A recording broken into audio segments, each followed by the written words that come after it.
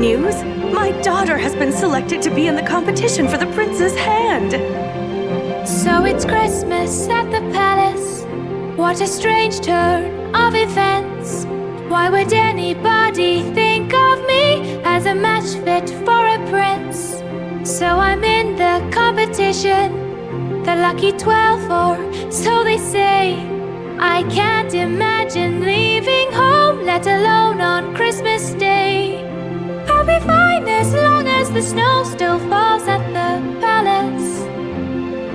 I'll be fine, but the choice isn't mine, it's his. Reclusive prince, reclusive prince. I started hiding from my future, I swear I've been hiding ever since.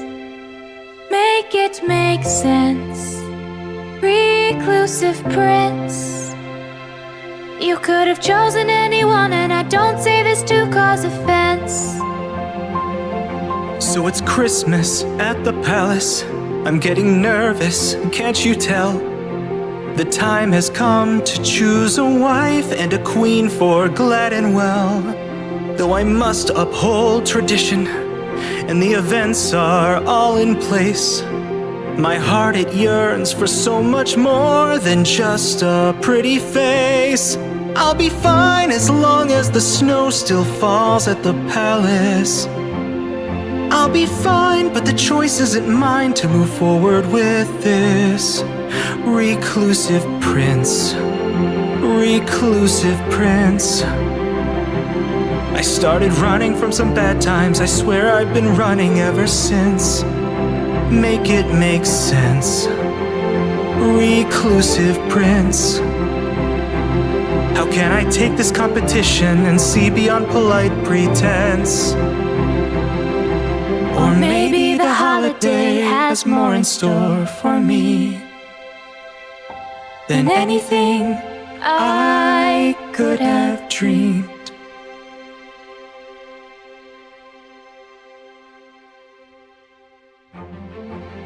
Holly, please.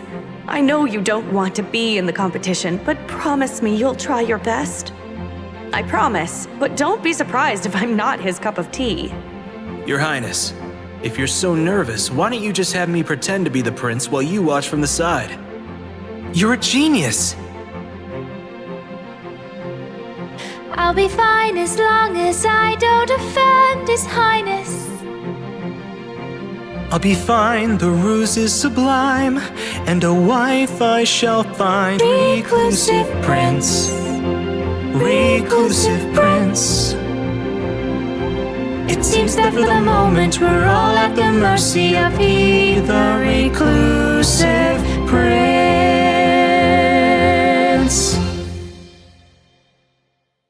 Chapter 1. Holly. My mother chewed on her thumbnail as she fiddled with my hair, taking a moment to step back and appraise me, like she was a painter and I her canvas. I watched her carefully as she repeated the process, trying to drink in the details before the palace guards came to collect me. Her dark skin looked luminescent in the firelight, and I couldn't help but wonder if mine looked the same, as we shared so many features: the shape of our eyes, the untamable curly hair, the ever-present pout. I hoped, even if my color was a few shades lighter than hers, that I resembled her, because even with glassy eyes that threatened to spill tears onto her cheeks, she looked radiant and strong. The fireplace crackled with the last of our celebratory log, my 10-year-old brothers snoring loudly next to the dying embers, a tradition they gladly upheld this time of year when there seemed to be almost nothing else to do to keep them busy.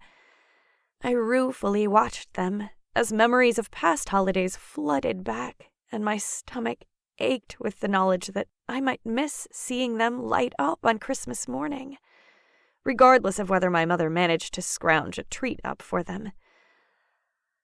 It was an honor to be selected for the prince's marriage competition, even if it was a mistake.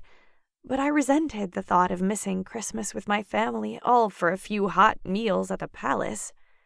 How could I enjoy them, knowing my family would have to make do with scraps? I had no delusions that I would do well in the reclusive prince's selection competition. I didn't foolishly believe that the prince would choose me for his bride, but the way my mother fussed over me made me want to do my best anyway. "You look beautiful," she said, brushing the side of my face with her hand. A murmur of sadness struck me. "Thank you, Mother." The words were barely a whisper, and they were drowned out by the sound of horses outside the door. She took a deep breath, tugging on her own clothes as she glanced toward the door. "I, however, am a mess. Make sure you mind your manners. Don't forget to smile. Be pleasant." It stung a little that she had to add those things, but the reminder wasn't completely unwarranted. After all, my shyness had been mistaken for reproach on many occasions. My mouth fell open, a response on the tip of my tongue, but the thudding sound of a heavy knock against the door stilled my lips. A footman, dressed in all black, stood waiting just beyond the threshold of our home. I grabbed the sack my mother had packed, which included almost everything we collectively owned, but the man at the door stopped me, his brow knit with an empathetic pout. "No personal belongings are allowed at the palace." My stomach sank as I handed the satchel back to my mother, my mind spinning at the thought of arriving at the castle with no reminder of home to comfort me. He swept his hand toward an awaiting carriage as he continued, "Everything you need will be provided. Right this way." I turned back to my mother, and finding her bottom lip quivering, I plastered on the most convincing smile I could. "This is going to be great." I hoped a cheerful lie would be enough to spare her from the heartache of being separated for the holiday. "A Christmas at the palace! Can you imagine? Tell Bran and Gil Merry Christmas for me." "Merry Christmas, Holly," she said, her bottom lip quivering as she blinked back tears. "You're a princess to me, no matter what." I pulled my hood over my head, tightening my worn cape around my shoulders before I slipped my boots on and stepped into the snow. The wind whipped my hair out of my mother's pins, snow hitting me in blankets as I stepped toward the carriage. When I climbed inside the carriage, my gaze immediately found a familiar face. Cressida smiled at me, her white rabbit fur hat matching her fur-lined cloak. I offered her a smile as I took in the shimmery blonde curls falling over her shoulders. Her cheeks and nose were delicate and pink from the cold in a way that was only made lovelier by the torchlight. Of all the girls in my village to be selected, Cressida seemed like the most obvious choice. In terms of wealth, she and her family were as close to nobility as our village had. She was also the prettiest girl I'd ever seen up close, with a kind-hearted soul through and through. Two girls I'd also seen around the village sat across from her, one with dark, curly hair styled similarly to Cressida's, and another who was mostly hidden in her cloak. I knew the shrouded one to be the baker's daughter. Each of them gave a small nod as I took a seat beside Cressida. It was surprisingly cozy, the movement different than I'd imagined as the horses jerked the carriage forward. "Holly, you were selected? How wonderful!" Cressida whispered sweetly. I opened my mouth to respond, but I was cut off by the baker's daughter leaning forward, her orange hair peeking out from her cloak as she eyed me from across the carriage. "I wish I had chosen that seat," she said, looking a little queasy.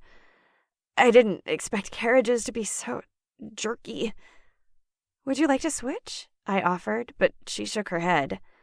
"I don't think I can move," she replied, looking queasy as she tightened an arm around her stomach and took a deep breath.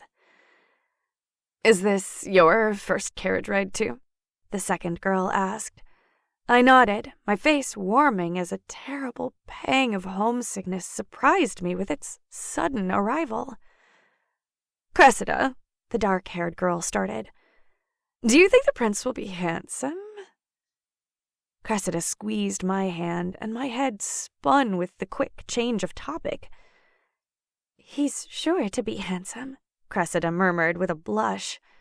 Her sigh was wistful as she continued, adjusting her hat like it was a tiara.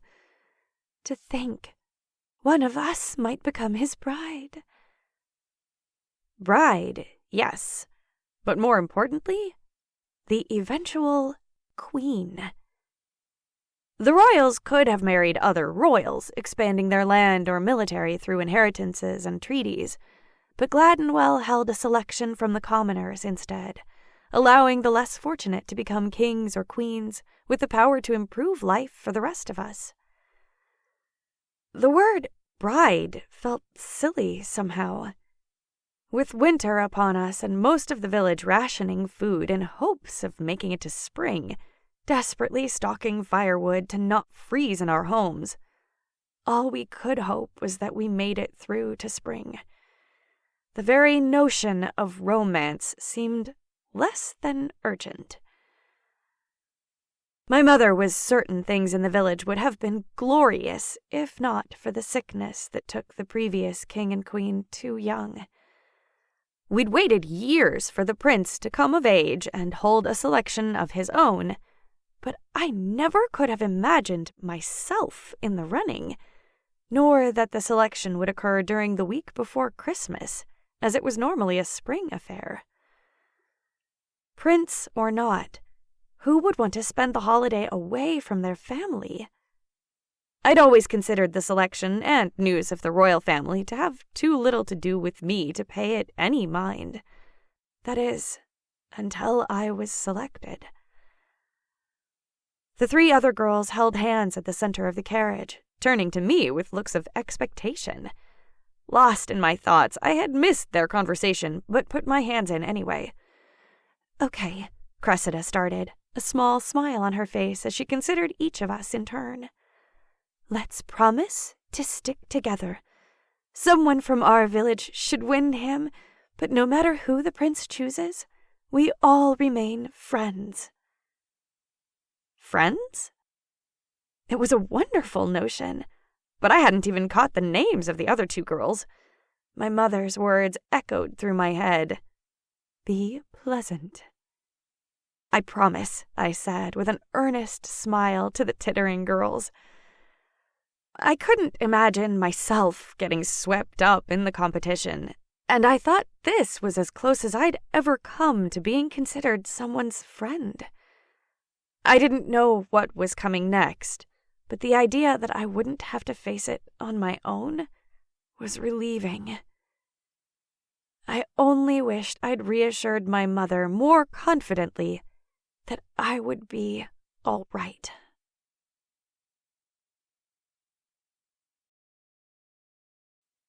Chapter 2. Noah. I respected my kingdom's traditions. After all, my parents had a loving marriage after their selection competition, but that didn't mean I had to follow it to the letter. I hurried into the throne room, nerves clawing at me as I waited for the participants to arrive at the palace. It had been my idea to delay the selection to Christmas, mostly because I didn't want to spend another one alone, reminiscing about how much better it was when my parents were alive. "Camden, you oaf!" I blurted as I spotted Camden laying sprawled across the throne. His dirty blonde hair was unkempt, and his brown eyes twinkled with delight as he polished off the last of his pastries. The clothes I loaned him were covered in crumbs. "If this is to work, they have to believe you're the prince. Can you act? I don't know, princely?" I started wiping crumbs off of him as the doors swung open. Gretchen entered, her cheeks rosy from the cold, and her hair swept back into the same high bun she'd been wearing since I was a child. Her eyes were a little sunken with worry, making my stomach twist with guilt. She was normally so at ease, but this plan had clearly thrown her, and it was starting to show. "They've arrived, sire." "What? Already? We were nowhere near ready." Cam was a mess, and half the staff was still calling me Noah or Sire by mistake. But there was no time to protest. She opened the double doors to the throne room, and several of the palace staff led 12 awestruck women in. My stomach churned with nerves as they made their way toward the throne. I froze like a criminal caught in torchlight. Camden shoved me back, and I stumbled off the throne dais, crashing to the floor. I looked up, stunned. "Cam, you oaf!" he said as he scowled, the expression unnatural on his typically jovial face. "This place is a mess. Clean it up. Don't you see our guests have arrived?" I rubbed my hand over my eyes. Well, this was a mistake. He was overselling it, and even worse, the participants were going to think I was a jerk. We'd be lucky if we could get any of them to agree to be my wife after this. I knew I should have just been myself. I'd created this entire ruse to find someone who wasn't putting on some kind of show. Someone who was authentically kind and not some crown chaser. And now Camden and I were the ones stuck in the middle of a performance. Cam was going to spoil this whole deal before it even started. But we were too far in to go back now. "1,000 apologies, Your Highness," I muttered, trying not to laugh at the formality of it. Even with the roles reversed, we never acted this way. For a kitchen boy, Cam was really milking this, falling right into the role like it belonged to him. Note to self, have him flogged, I joked internally. If I was being honest, though, it was fun to see him having such a good time. Gretchen cleared her throat. "His Royal Highness, Prince Noah," she said, gesturing to Cam and shooting me a sly look of disapproval. Despite the rocky start, the participants curtsied, smiling up at him like nothing had transpired. I stood and dusted myself off, slipping to the back of the room with the other palace staff, who watched as the girls stepped forward to introduce themselves to who they thought was the prince. Cam couldn't help the goofy smile from stretching across his face when a blonde-haired girl stepped forward, introducing herself as Cressida. I strained to get a look, but all I saw was the back of her head. I really should have planned this whole thing out better, but I'd have plenty of time to get to know the girls over the next 6 days. Psst! I looked up to find one of the girls staring at me. At first glance, she was dressed more simply than the others. Her chestnut hair was a mess of loose pins and frizz, and her face was blotchy from the cold. I looked around, certain she was mistaken. "Me? Are you okay?" she asked, concern shining through her widened eyes. "It looked like you fell pretty hard." "Oh, yes, I'm fine." "Is he always like that?" she asked. The urge to defend myself was immediate. Of course I would never push someone like that. Cam wouldn't either, in earnest. Before I could try to talk my way out of Camden's mistake, another girl elbowed her. "Holly, it's your turn." She gave me a face that said, "Run me over with your horse," and I bit back a laugh. I was right. Cam did scare them off. Or at least one of them. Holly hardly seemed like she'd last long in the competition. She didn't seem as eager to be here as the rest. Additionally, all of the participants were much more beautiful than I imagined. Or maybe, because my nerves had conjured every bad scenario possible during the last few weeks, I couldn't imagine this going favorably. I wasn't sure exactly what Gretchen's criteria had been when she'd scouted them last spring, but they were all lovely enough to make me far more nervous than I had been before they entered. Now all I really had to worry about was their taste. I wondered what they thought of Camden, or if they'd be disappointed to discover that I was the true prince when this was all over. Camden bowed deeply. "Welcome, ladies. It's an honor to meet you. Over the next 6 days, you'll be competing in 6 Christmas-themed contests, which I will use to figure out who among you to select as my bride." Good. Stick to the plan. "Each day, some of you will be eliminated and return to your families." The girls looked nonplussed by the information, almost statue-like as they listened to Cam's explanation, none daring to pull their gazes away from him. "May the true Christmas queen emerge." I got a decent look at the girls as Gretchen ushered them out the east wing. All of them seemed about my age, and based on their clothing, came from different income levels and backgrounds. I felt a little wounded as they passed by me without a glance, but then I remembered why I wanted this to begin with. It was more than just about finding the true nature of the selected participants. It was my last chance to be me before I had to take my place as the ruler of this kingdom. "Are you coming, Your Highness?" one of the servants asked. "Cam," I corrected. "Coming where?" "The contestants need the fire stoked in their quarters, and I believe the cook is preparing ingredients for the competition tomorrow. There's always a lot of work to do around here for servants." I see. Everyone was going to enjoy this. They never miss an opportunity to poke fun. I pushed up my sleeves and headed to go haul wood, relishing in the feeling of being useful, delighting in not being royal. The prince had to choose a bride, a suitable queen for Gladdenwell. But for a while, all I had to worry about was firewood. Chapter 3. Holly. The bath with hot water, accompanied by a dress made of fine silk, followed by a plate of food that could have fed my whole family, all made my stomach turn with guilt. Most of the other girls picked daintily at their plates, but I was sure I'd feel guilty letting all that extra food go to waste. I ate what I could and considered trying to smuggle the least likely to perish items back to my room until I could take them home to my family when I was inevitably eliminated tomorrow. It was nice to be pampered, but no amount of luxury could have been worth marrying the kind of prince who would hurt a servant like that. Arrogant jerk. It took everything in me not to ask to leave, but each time I saw an opening, my mother's face as she fussed over my hair swam in my memory. She'd wanted me to do well here. She was so proud that I'd been selected, and I wouldn't let her down. Still, the prince's behavior hardly put me in the Christmas spirit, even if they'd done their best with the decor. Every inch of the palace had candles, greenery, ribbon, and holly draped over it. The other girls didn't seem to share my negative first impression. They gushed over Prince Noah's appearance and how he'd greeted them when they'd introduced themselves. Someone beside me snorted, and I turned to see a raven-haired girl glaring across the table at Cressida, her lips pursed in a pout. "She thinks that just because the prince smiled at her, she's got the crown." "I think she has a good chance," I said, taking in a spoonful of peas. Her face soured. "No?" She shook her head. "Rich girls like her have no useful skills. This is a competition. If you ask me, the winner will be someone with a trade." "What's your trade?" I asked, trying not to sound accusatory. "I'm the daughter of the blacksmith, so smelting, casting, even sword fighting.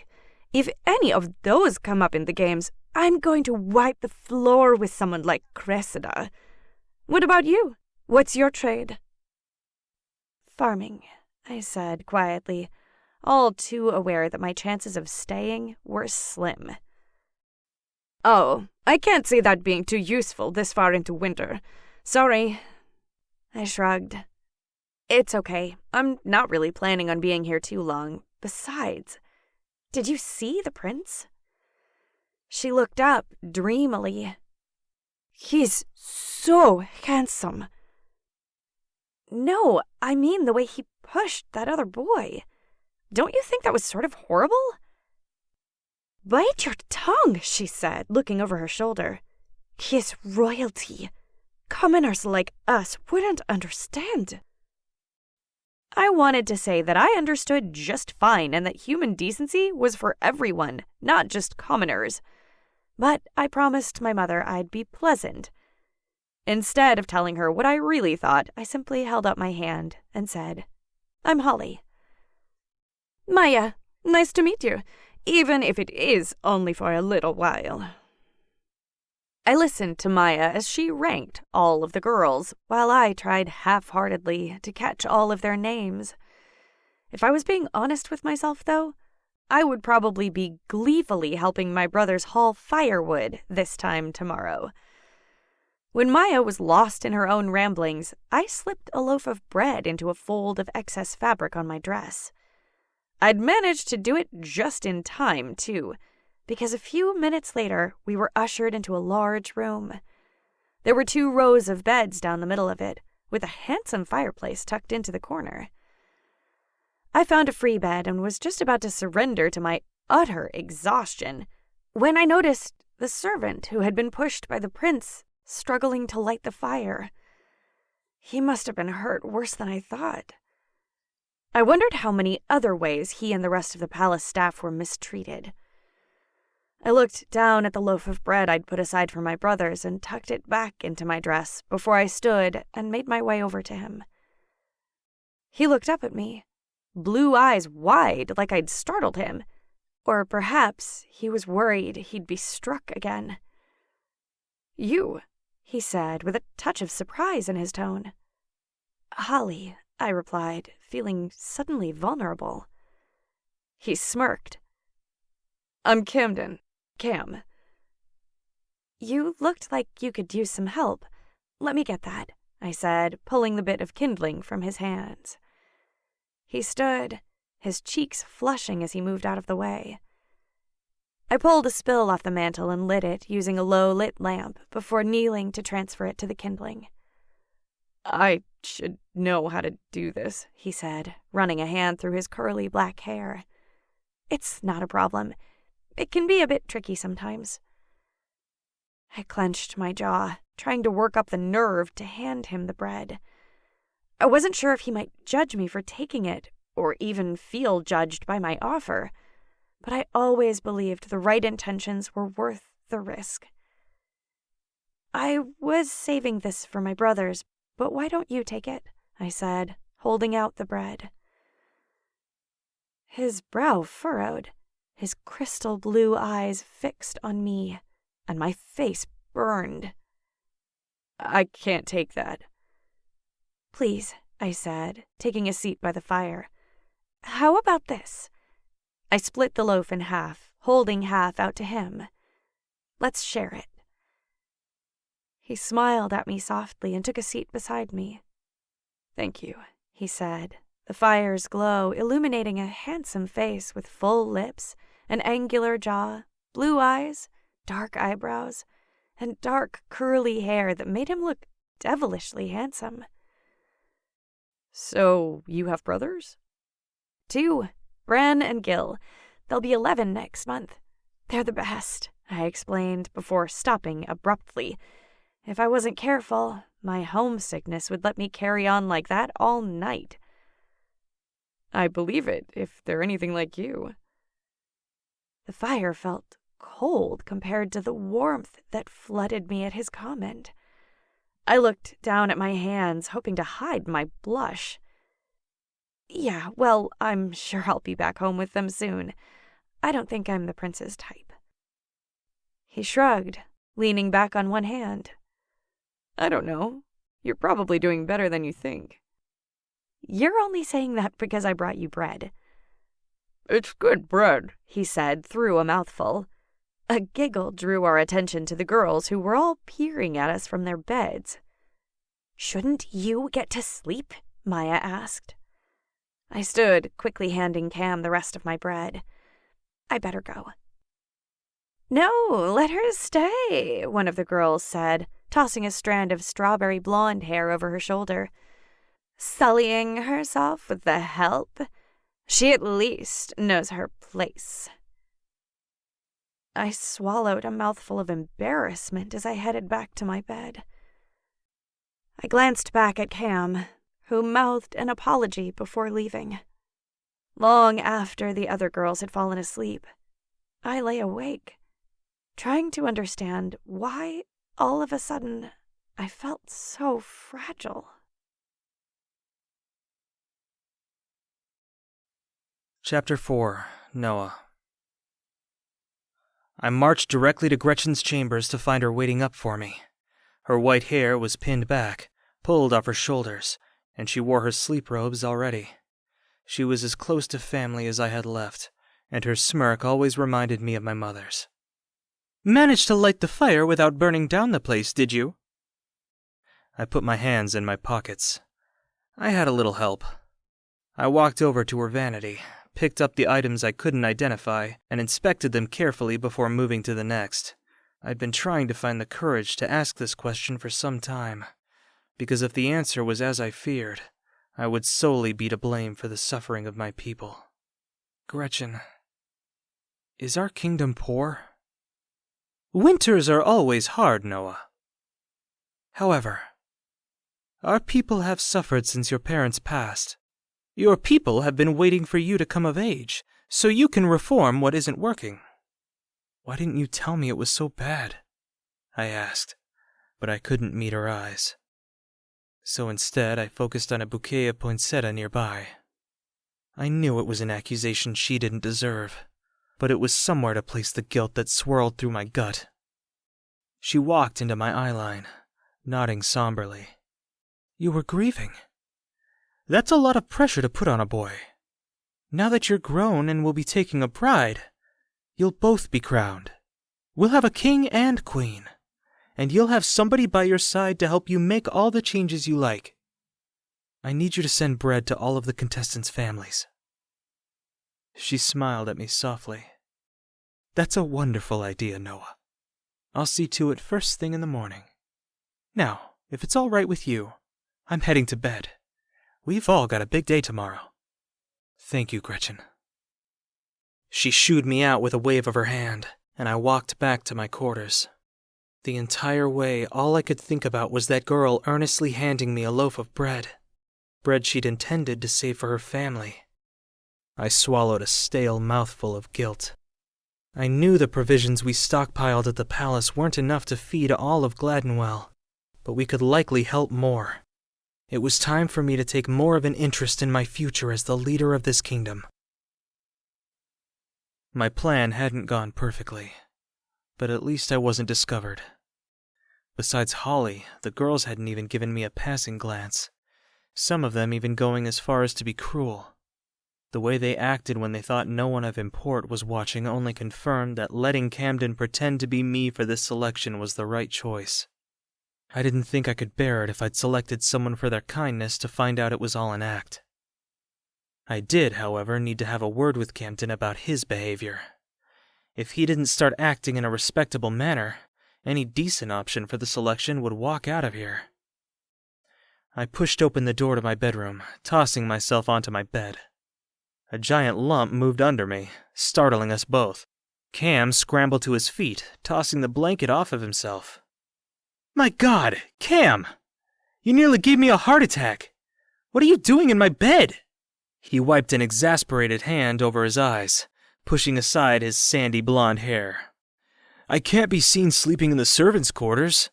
I'm the prince. Out! I said, still flustered. Wait! We need to discuss the girls anyway. Why not let me camp out here until after the competition? I took a deep breath and lay back in my bed. Fine. He clapped gleefully, plopping himself beside me. Did you see that one girl? Holly? What? No, Cressida. Who the heck is Holly? I don't know, I said, my memory filled with images of her smile by firelight. But you really need to turn the charm up a notch. We can't have the girls thinking the prince starves his servants. Starves? Where did you get that? I shrugged, unwilling to share the details of my night. Cressida is the pinnacle of beauty, don't you think? I smiled to myself. It was nice to see him so comfortable in the role. His excitement had already made me less anxious about the competition. But if I thought about it too hard, the whole competition terrified me. It was so much change at once. Just like losing my mother and father at the same time. Becoming a king. Being responsible for the happiness of the entire kingdom. Choosing someone to rule by my side. Was I ready?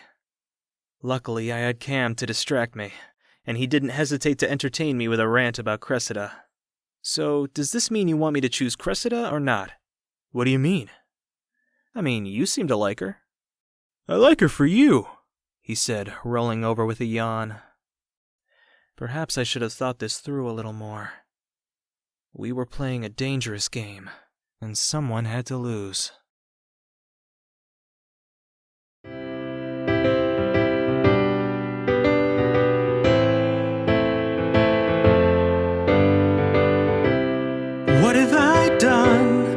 just can no longer ignore the mistake I made. If she's the one, then it's 4 hearts that get broken by the games I played.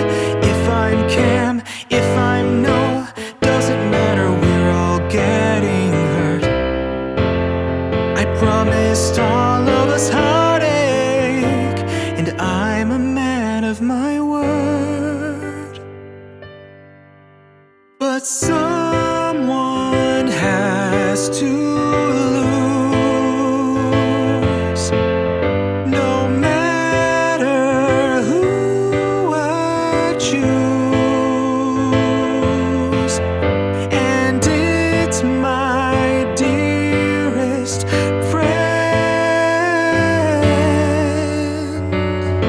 who will suffer in the end.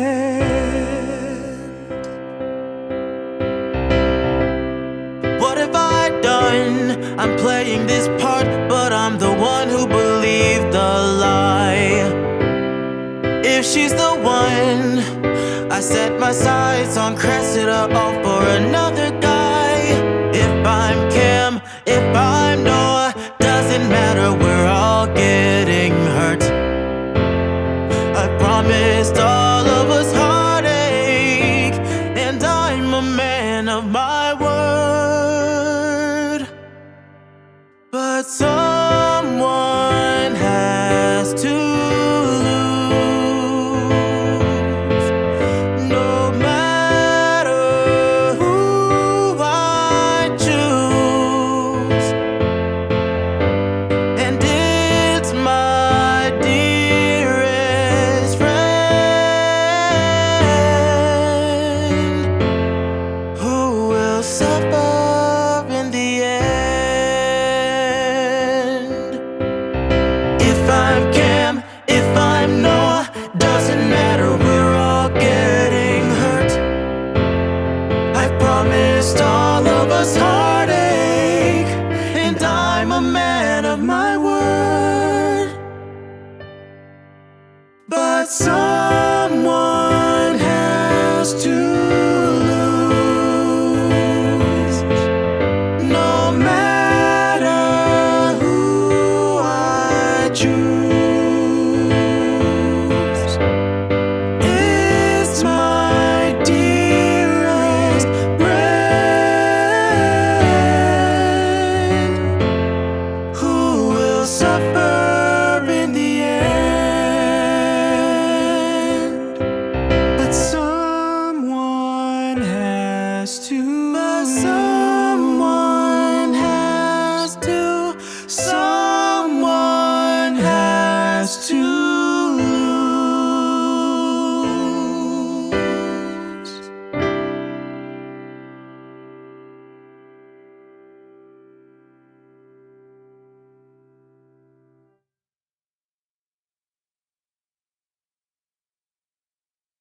Chapter 5.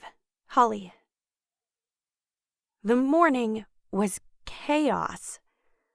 With a team of servants rushing to get all of us bathed, dressed, and primped in time for the first event, all I could do was let them usher me through the morning while I quietly observed a life I'd never known. I realized that I'd never given any thought to my looks before. I'd never really had to. My family took care of the farm, and we took care of each other. Nothing else really seemed to matter. I had, on occasion, seen glimpses of Cressida and her friends on our rare trips to town. I'd seen their ribbons, silks, and furs, their rouge lips and curled hair. But I'd always considered them mere differences rather than something I was lacking.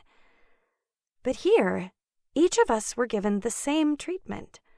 Our hair, makeup, and dresses varied slightly, but they were equally lovely. I felt a twinge of joy as I twirled in the mirror, the smooth fabric brushing against my legs before it fanned out. My dark, wavy brown hair and bronzy complexion looked fresh and radiant. I could scarcely recognize the girl I saw reflecting at me, but I didn't hate her. It felt nice to know that I could look beautiful. It felt nice to picture myself beside the wealthier girls in the village, laughing as we walked along together. Before I could get my bearings, Cressida appeared in the mirror behind me. "Holly, I've never seen you look so clean before." "Right?" I beamed. A few of the other girls snickered, but it didn't bother me at all. They might have been competing, but I wasn't. What's more, I was actually starting to enjoy myself, something I never expected. The 12 of us were led into the throne room where Prince Noah waited for us. He seemed far more refreshed today than yesterday, his brown eyes wide as we approached the foot of the throne. "Welcome to the first event. Today, you'll be baking and decorating Christmas cookies. The kitchen staff will be at your disposal, but there are more of you than there are of them. You have an hour to finish your cookies, which I'll be judging on both taste and Christmas spirit. 2 of you will be leaving the competition today." "A baking contest?" My stomach sank. As Gretchen led us to the kitchen, I noticed Cressida's arm was looped around the baker's daughter, Rose's. In fact, everyone seemed to be gravitating toward Rose. I didn't blame them. She had quite the advantage.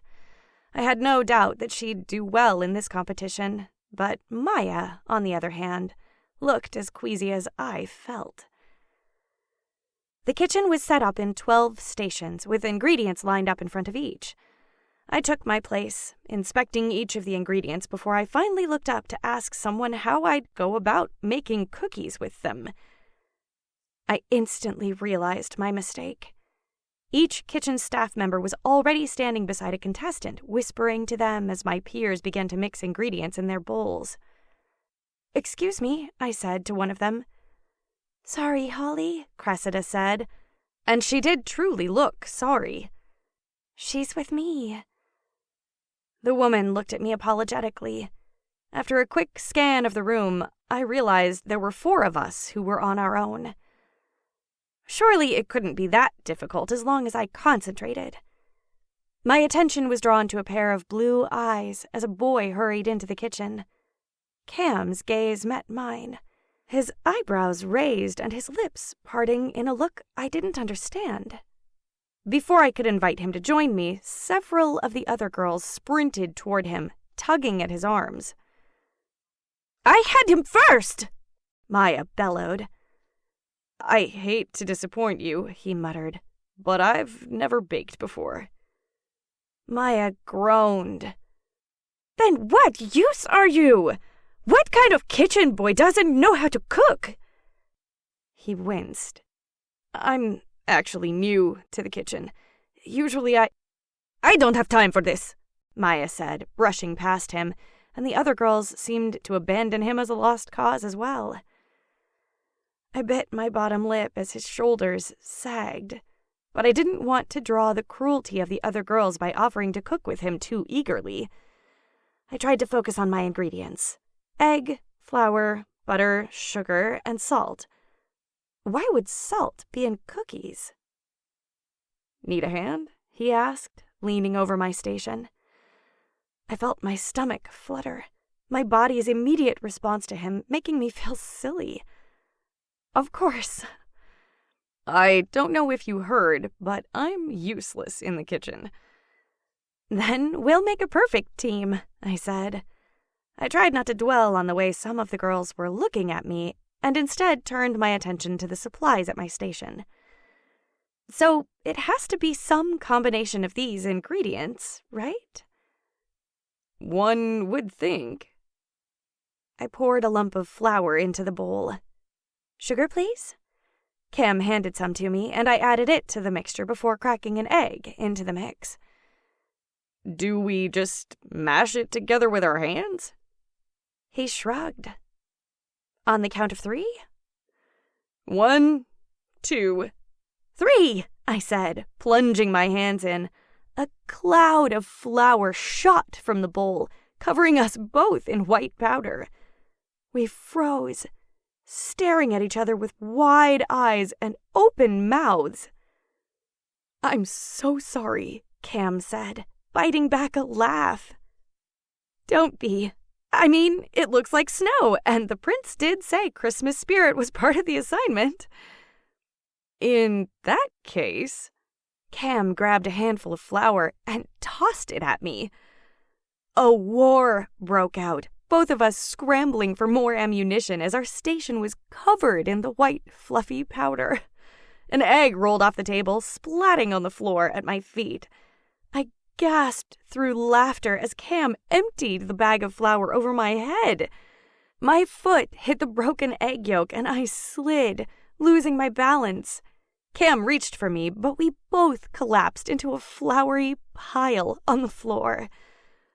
"Are you okay?" he asked. And I couldn't help but laugh at the bits of white falling from his hair. I tried to stand, but we were too tangled. "I'm just fine," I said, still beaming while trying to catch a deep breath. My stomach hurt from laughing, so I rested my head against the leg of my station. I'm terrible at baking, which makes me feel a little sad. "Why is that?" he asked, dusting himself off. "Because I was just starting to like it here." His expression turned serious as an intense and sudden heat passed between us. My stomach fluttered, his blue eyes burning my face as if we were still seated in front of the fireplace like the night before. He stood suddenly, nearly knocking us both back over. "I'm sorry," I said quickly, following his lead and getting to my feet. "If I've offended you—" "No, it's not that. It's just... You're right. I should let you finish. I'm getting in your way." "Right," I said, turning back to my station. I tried to recover as much of the mixture from the table as possible. "Thank you for your help," I said, but when I turned around, Cam had already fled the kitchen. I stood in a pile of flour, suddenly feeling exposed. When I looked around, several of the girls were staring at me, snickering as they scooped neat balls of dough onto their trays. A soft hand landed on my shoulder. Cressida smiled softly, lowering her voice to a whisper. "I think he likes you," she said, dusting me off. "Oh, I don't know," I said. I desperately wanted that to be true, but the way he fled my station made me think I'd already blown my chance somehow. I think I scared him off. She dusted some flour off my cheek. "Nah, I think you should go for it. That is, if you like him." "I'm not sure," I replied, feeling the pricked ears of the other contestants listening in. I wanted to stay a little longer. I wanted to at least get a chance to apologize for whatever I said that made Cam leave so suddenly. Of course he didn't like me. That jerk of a prince would probably put him in the stocks if he looked at any of us that way.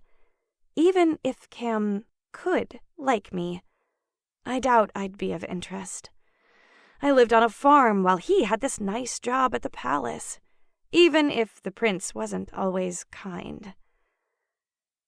Cressida must have seen me lost in thought because she said, "Don't forget to use the butter," before sliding it over to me. "Thank you, Cressida." I looked at the lumpy, over-floured mess in my bowl. I needed to make this work somehow. I needed one more day.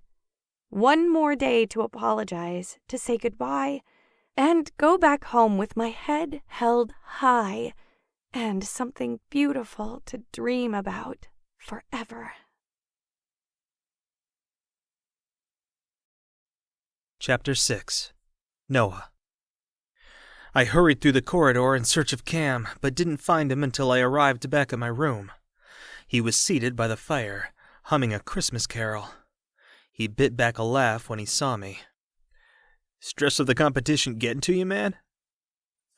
It took a moment to remember that I was still covered in flour. It would take a good long bath to get all of it out of my hair. "I need you to put Holly through to the next round." "So, you do have a favorite. Which one is Holly?" Cam's question hardly registered. I had so much nervous energy I began to pace around the room, rambling to myself. I don't know. This all feels dishonest now. Maybe I should just come clean. He sat up, glaring at me like I'd just stolen his most treasured possession. You can't do that. Why not? I asked, narrowing my eyes. He stood, straightening his jacket, his demeanor intense. Look, we started this whole thing so you could get to know who the girls really are. Now it sounds like you're starting to have interest in... What was her name? Holly. Holly. Right, so it's working. Do you think she's putting on an act? I shook my head. Definitely not. How's her baking? He asked. I turned, knocking a bit of flour into the air from the sudden movement. Dismal, I said, recalling how the bulk of her batter was on the floor of the kitchen. But what does that matter? I told you to put her through to the next round. And I will. But if she's terrible and continues making it through, not only will the other girls get suspicious, but so will she. The only way this works is if you help her become an actual contender. You mean like, help her prepare for the challenges beforehand? He nodded. This is all just so you can play Prince a little longer, isn't it? He smiled and sat back down by the fire, resting his feet on a pillow I hoped didn't come from my bed. That part doesn't suck.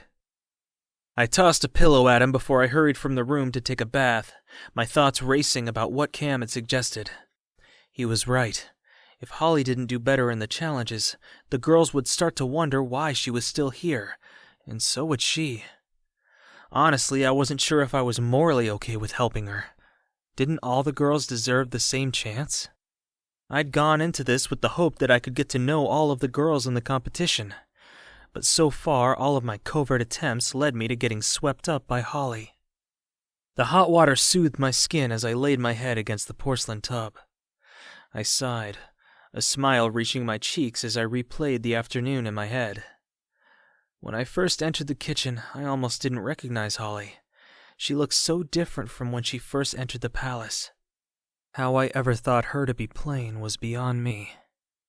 Her laugh echoed in my head, and her stunned expression as I doused her with flour warmed my cheeks. She hadn't just turned my head, she'd taken me down to the kitchen floor. A sigh escaped me. I have to help her stay in the competition a little longer. I didn't even know I'd fallen asleep until the chill of my bath woke me up. How long had I slept? I leapt from the tub and threw on my servant disguise as quickly as possible, bounding toward the throne room as my heart threatened to beat out of my chest. I stopped short as a crumb-covered Cam sauntered down the hallway. His eyes bulged. Noah, where were you? We searched everywhere. We didn't know who to eliminate, so we had to make a judgment call. Holly? I said, out of breath. I put her through, he assured me quickly. I felt the smallest bit of relief before he added, but just so you know, her cookie had salt instead of sugar. It was practically inedible. He shrugged, patting me on the back before continuing. Maybe she doesn't want to be here. She does. I'm sure of it. Then help her do better. We have the Christmas storytelling competition tomorrow. Make sure she's ready. I nodded, taking a few minutes to compose myself before I tracked down the contestants. I turned back. Cam, did you save me some cookies? He licked his fingers, a mischievous gleam in his eye as he said, Gretchen has them labeled with the contestants' names in the kitchen. I headed straight for Gretchen, feeling more than a little mad at myself for sleeping through the first elimination. In fact, the whole reason we were having the competition during the holidays was so that I wouldn't have to spend another one alone. I still managed to miss out on everything due to an arrangement with Camden that I'm starting to believe wasn't even my idea to begin with. Maybe it was my love for the guy, but Cam always seemed to convince me to do things I normally would never think of. Like the time we found an axe on the estate and cut down a tree only for it to fall directly onto the castle. And I'd taken all the heat for that one, too. Now that he was enjoying his week as prince so much, some of our previous conversations about this ruse seemed suspiciously one-sided. Gretchen's glower as I entered the kitchen told me she wasn't pleased that I had gone missing before the elimination. "I fell asleep," I muttered, and her frown softened. She laid out a plate of cookies in front of me and waited with me while I sampled each one, describing the contestant responsible for each.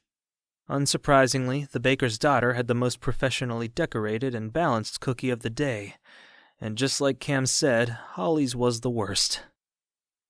"Do you think, perhaps, she knows who you really are?" Gretchen asked, jogging me from my daze. I looked up from Holly's cookie, suddenly all too aware that I'd been smiling at the salty cookie like an idiot. Holly was getting under my skin, and I felt completely helpless to stop it. But I was willing to try for the sake of fairness. "I don't think so. It's just a one-round pass since she was kind to me. I plan on getting to know the other contestants," I said, reaching for another cookie. "Especially Rose. This cookie is amazing. Anyway, I'm off to go restock their fire. Hopefully I can suss out their impressions of our first event." Chapter 7. Holly. I sat at the edge of the bed as the girls chatted about the elimination. I didn't know Kelly or Emma very well, but neither of them was fortunate enough to get the help of the kitchen staff. It hardly seemed like an equal playing field, nor did I know what baking had to do with being queen. There appeared to be plenty of staff members at the castle. Maya sat at the edge of my bed beside me.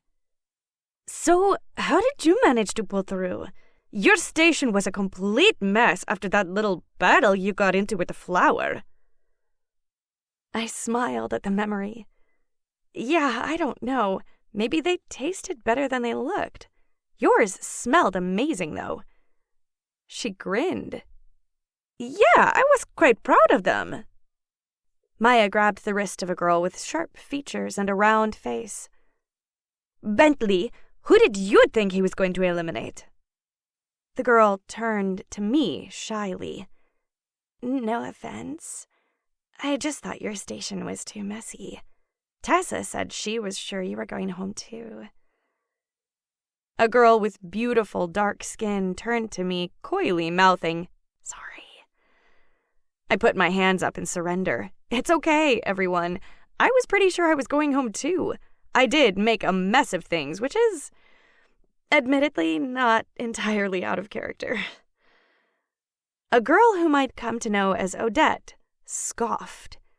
She seemed to be at the forefront of every snide remark and sour expression around here, and she was never more than an arm's length away from two of the other girls, one named Willow and the other Tansy. Willow kept mostly to herself and always wore her hair in 2 ponytails, and Tansy had the longest eyelashes I'd ever seen. I hadn't heard her utter a single word since she'd arrived. I was a bit more comfortable tonight, having settled somehow into this strange routine. It was nice to be around girls my age for once. The way they expressed their thoughts and worries made me feel more at ease with my own. But I missed home dearly. There was no replacement for my mother's beautiful singing and my brother's rambunctious antics. The chatter went quiet, and I looked up from my thoughtful daze when I noticed what had pulled the attention of the other girls. Cam entered the room, with arms full of firewood, heading straight for the fireplace.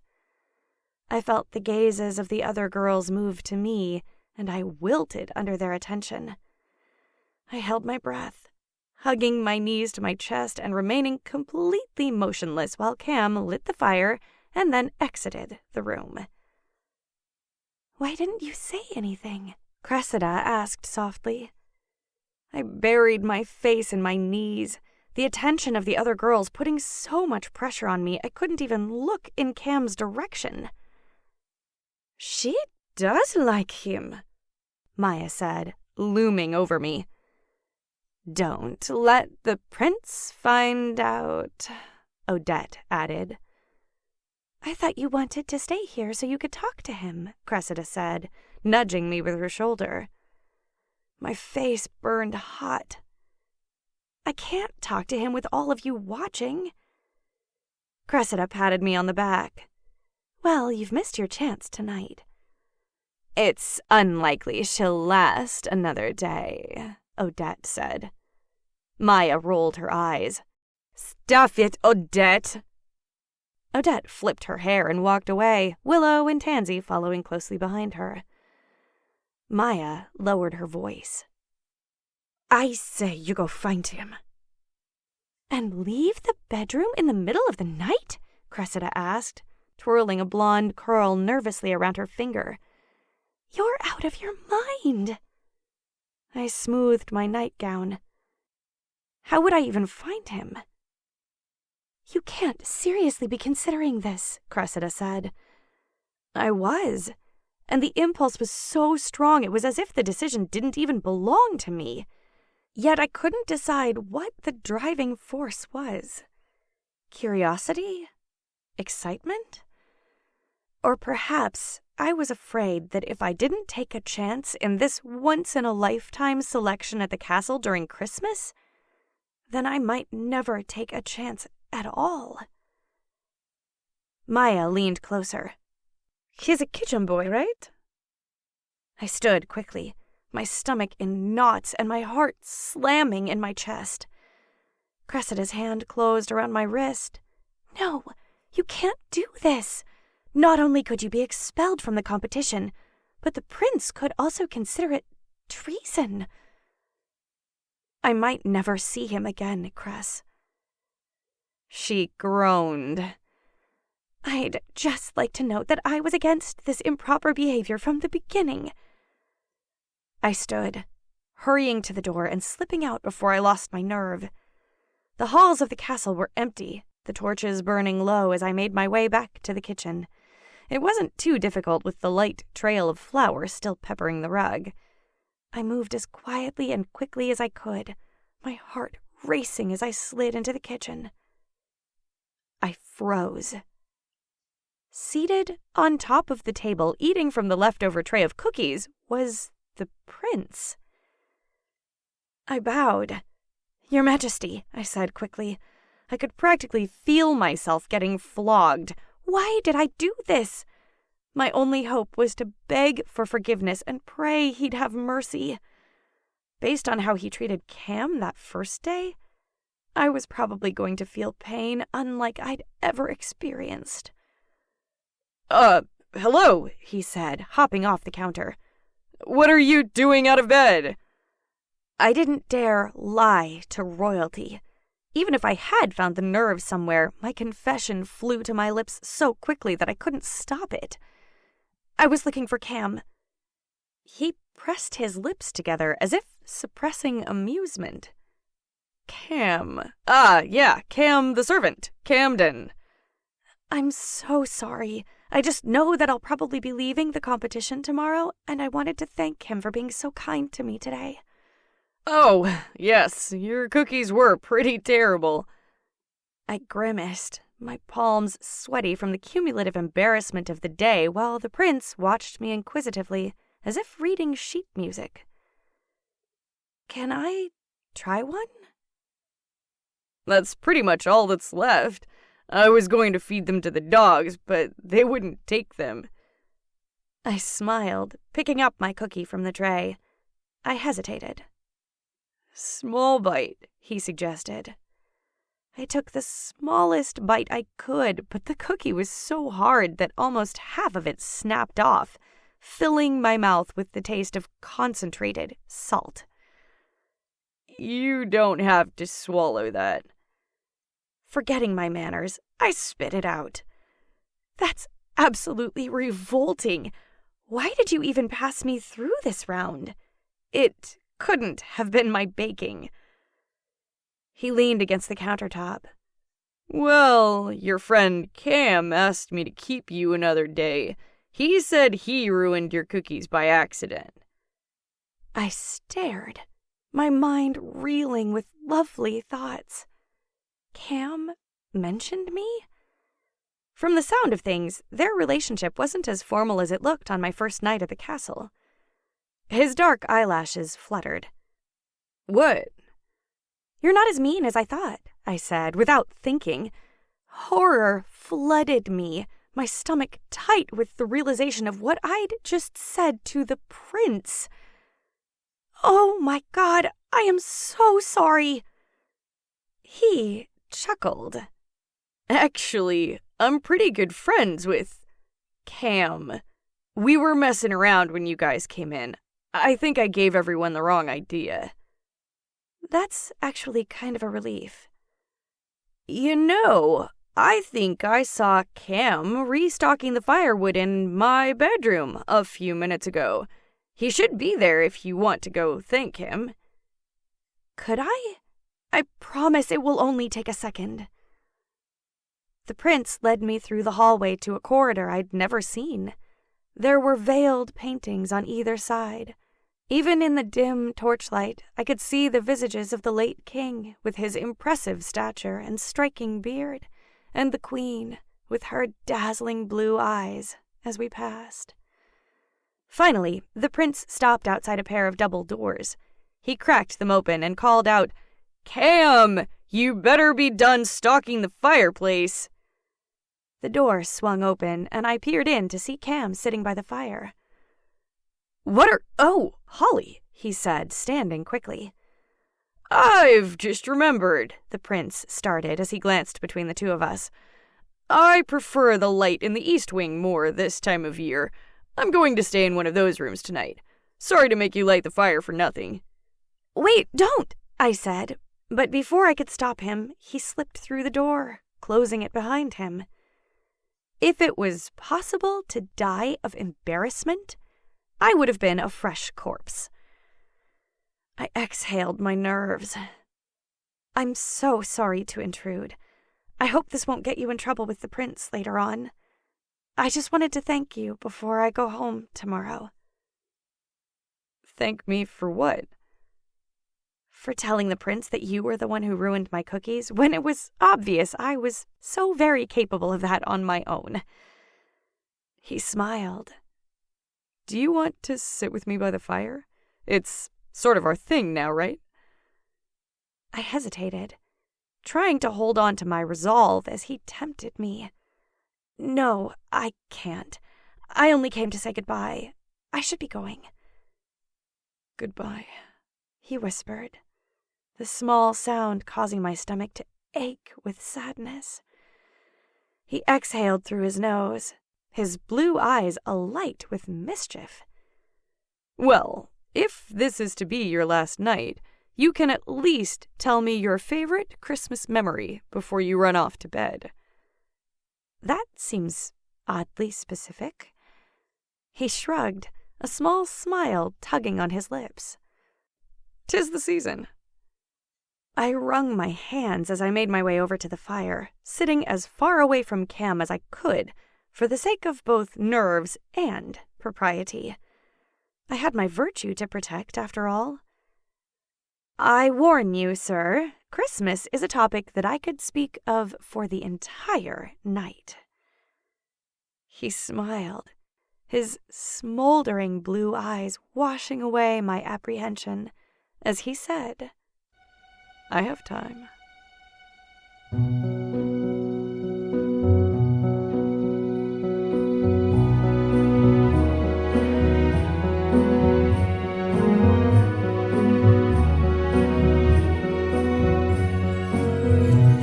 This Christmas when my brother stayed up all night, trying to catch a glimpse of Santa before first light. They set up traps that I stumbled into, doused me in feathers and glue. I don't believe you. This Christmas tale is true. Then tell another. I think this time you do. Such a magical season with memories that never fade. I wish I knew the reason, but I don't have a say. What has happened to me when all I want to do is stay? All I want to do is stay with you.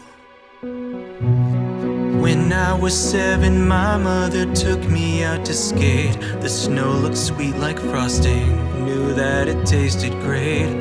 Got my tongue stuck onto the ice, couldn't get free half the night. I don't believe you. This Christmas tale is true, let's make a new one. I think it's time we do.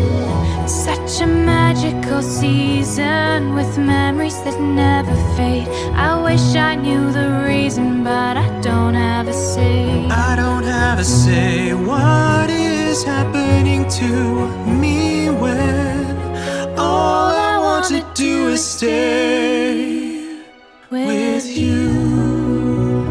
This Christmas tale is true. This Christmas tale is true.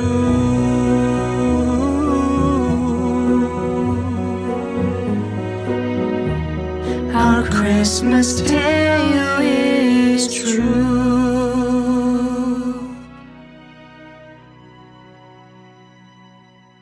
Chapter 8. Noah. By Holly's second story, I knew I'd found my future wife. She spoke of her brothers and their family's holiday traditions, and her energy and joy were so infectious that it stirred a feeling inside me I hadn't felt since I lost my parents. For all of my scheming and planning, and how quickly it had gone wrong, Holly had managed to fill me with Christmas spirit entirely by accident. "You must tell me one of your favorite Christmas memories," she said, the bright smile on her face pulling me closer against my will. I always tried my best to avoid thinking about my parents. I especially avoided talking about them, but as I looked into her brown eyes, I couldn't bear to disappoint her. With steadfast determination, I let my mind wander to places once too painful to visit, and there, I found what I was looking for. Okay. When I was a child, no older than 3 or 4, my father gave me a toy soldier for Christmas. It was extraordinary. The uniform, the detail in the woodwork. I loved it. I took it everywhere with me. Outside when I played, to dinner, and even the bath. Holly chuckled, the sound hitting me with a strong bolt of encouragement that had me inching closer until her hand was nearly touching mine. Well, anyway, this boy around my age, who I'd known all my life, showed up one day with a treat his mother made him. It was sugar plum floss, a giant, mountainous orb of strung sugar the likes of which I'd never seen. The way the light hit it made it look as if it were made of magic. I sighed, the story stirring more fond memories of Cam than bad ones. My friend knew how cool it looked as well, and he strutted around with it, taunting me until I could bear it no longer. I asked him for it, and he told me he'd trade it for my beloved soldier. I thought very hard about it, but I'd never seen sugar spun in such a way. Oh no. Oh yes. My father warned me that if I decided to trade, I wouldn't be able to get my soldier back. He said that the soldier would last much longer than the spun sugar. But I didn't care. Holly winced, a strand of her hair falling down over her face. It took all of my will to fight the urge to reach out and tuck it back behind her ear, and focus back on my place in the story. When I remembered, I laughed. Yes, so I traded it away feeling so happy about my decision. I only tasted the smallest bit of it, knowing it would be foolish to waste such a magical treat by eating it. I curled up by the fireplace one cold winter afternoon and fell asleep, only to awake amidst a sticky mess. The entire thing had melted to nothing while I slept, and I went on to watch my friend love and cherish my toy soldier for years. Holly pulled her knees to her chest. "That's such a sad story, Cam," she said with a laugh. "Please, do tell me why it's your favorite." I smiled to myself. I hadn't really thought about it. It was much sadder having said it aloud. I guess it's because I learned more from that trade than almost anything else in my young life. I like to think it made me who I am today, and I enjoy hearing my father's words of wisdom in my head when it's time to make a big decision. When I looked up, Holly's expression had turned serious. I nodded. Yeah, he died a while ago. I swallowed a mouthful of emotion that had crept up on me. I'd shared as much as I was able and wanted a quick change of subject, but I just opened the door for the obligatory apologies and somber discussion. She startled me a little when her head came to rest on my lap. "I'm afraid, sir, you've gone terribly off course. Now you owe me a truly jovial tale. I want sleigh bells. I want..." "Holly?" "Right! I want holly. I want mistletoe." "You do?" I asked, trying to hide my amusement. Color rushed to her face. "No, I didn't mean mistletoe. I meant Christmassy things in general, but not mistletoe." I ran the back of my hand down her cheek, my gaze slipping to her lips. That's too bad. The urge to kiss her rang through the room like Christmas bells, my pulse rising as the flickering fire doused her in waves of light. I clenched my jaw for restraint and sighed out the tension that was building in my body. I have just the story for you. My dreams were a mix of Christmas songs and candlelight, snow and joy, holiday magic, snowmen, dancing, and mischief. The chill from the extinguished fire pulled me to the waking world, where I was delighted to find Holly still sleeping beside me. I hadn't remembered falling asleep, only the joy of the stories we'd exchanged and the echo of her laughter in my ears. Reality slammed into me like a runaway stallion. The competition! What time was it? "Holly," I said, nudging her and trying not to smile as she swatted my hand away. My goodness, she's beautiful. It was hard not to ignore the urgency of the competition with her looking so lovely as her dark eyes blinked open and her gaze moved to me. "We fell asleep." She shot up, her eyes wide, panic settling over her features. She scrambled to her feet and started to pace. "Gretchen is going to kill me. The prince will have me beheaded. What if they think we..." I was trying to show concern, but the way her wild hair bounced as she paced back and forth was making it difficult to take her seriously. "And you!" she exclaimed as she whirled on me. "You're going to get fired!" I snorted. "No one is getting fired. Or beheaded. But I have to get you back to your room before the next contest starts." She fidgeted, nervously picking at her fingernails, so I took her by the hand, holding a finger to my lips to let her know this was a covert mission before I led her out of my bedroom.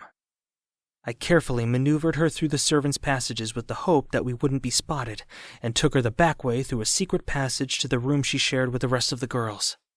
I paused just before I opened the hidden door. "Will you meet me here, tonight, after dinner?" "I have no idea where we are." "You'll know as soon as I open the door. Promise me. I mean, if you want to." Her expression softened to a smile that warmed me. "Of course I want to. If I can somehow manage to get through another round of this contest, I'll be here." "I'm sure you'll do just fine." She chewed her bottom lip. "You don't know that for sure." A flutter of nerves hit my stomach as I opened the door for her and whispered, "How could he not pick you?"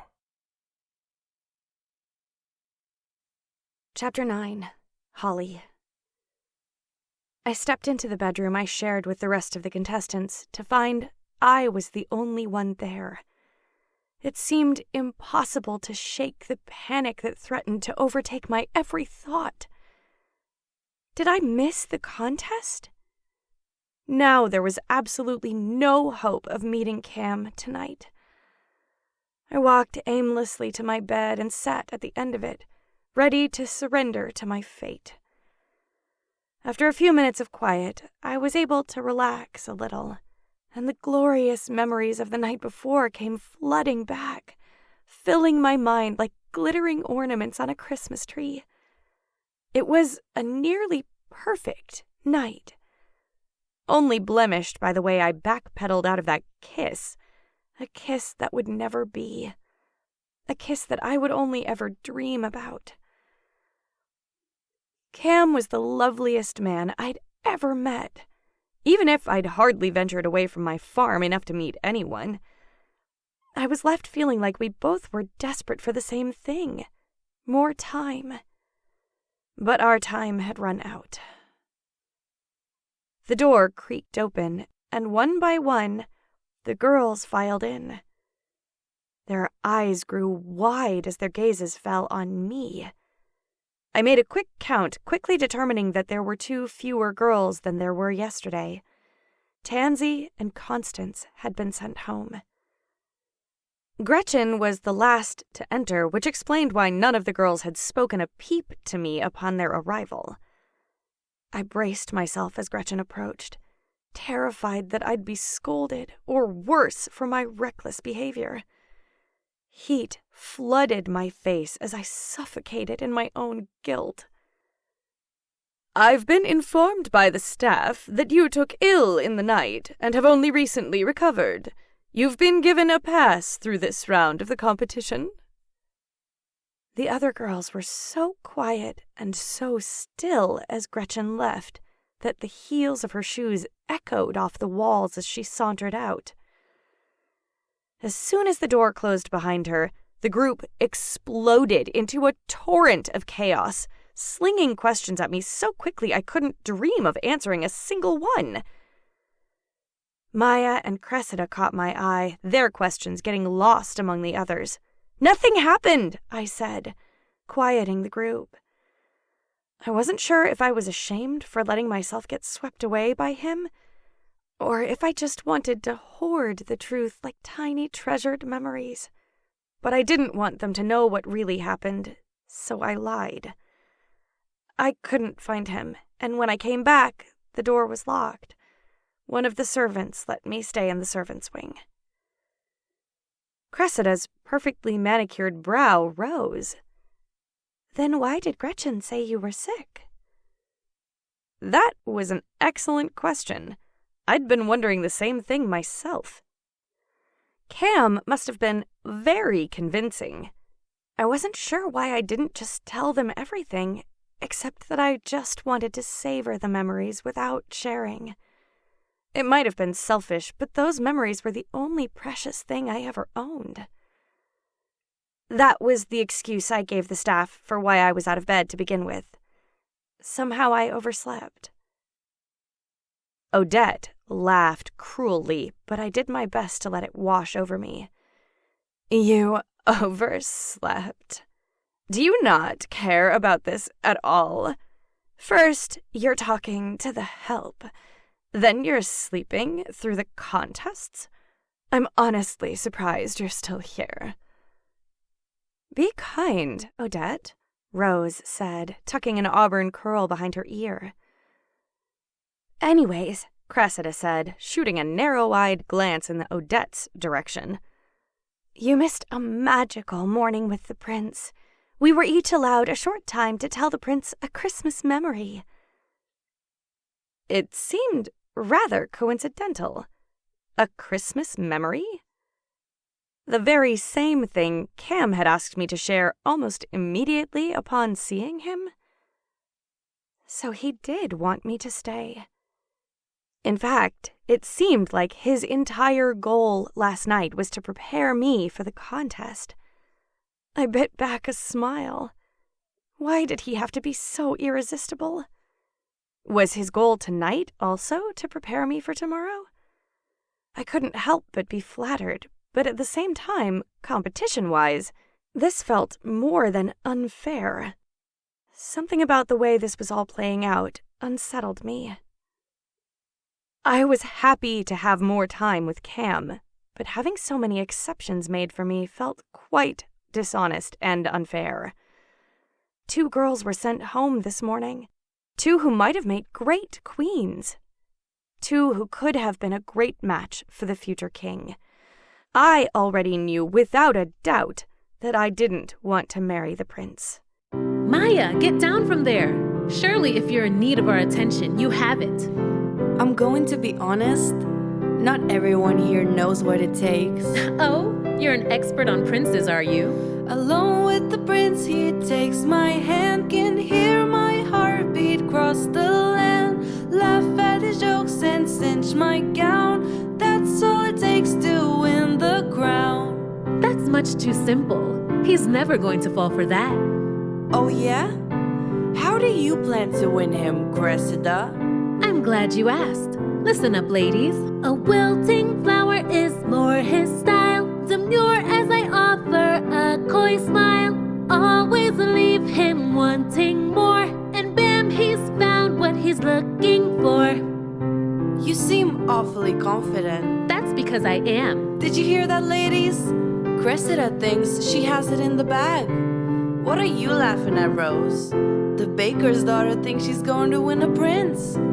The fastest way to win him is to give him all the cookies. I'm baking while you hate and step aside and let me cook these. I'm slaying competitions, keep on winning while y'all look green. And by this time next week, you all be calling me the queen. Wow, Rose, that was incredible.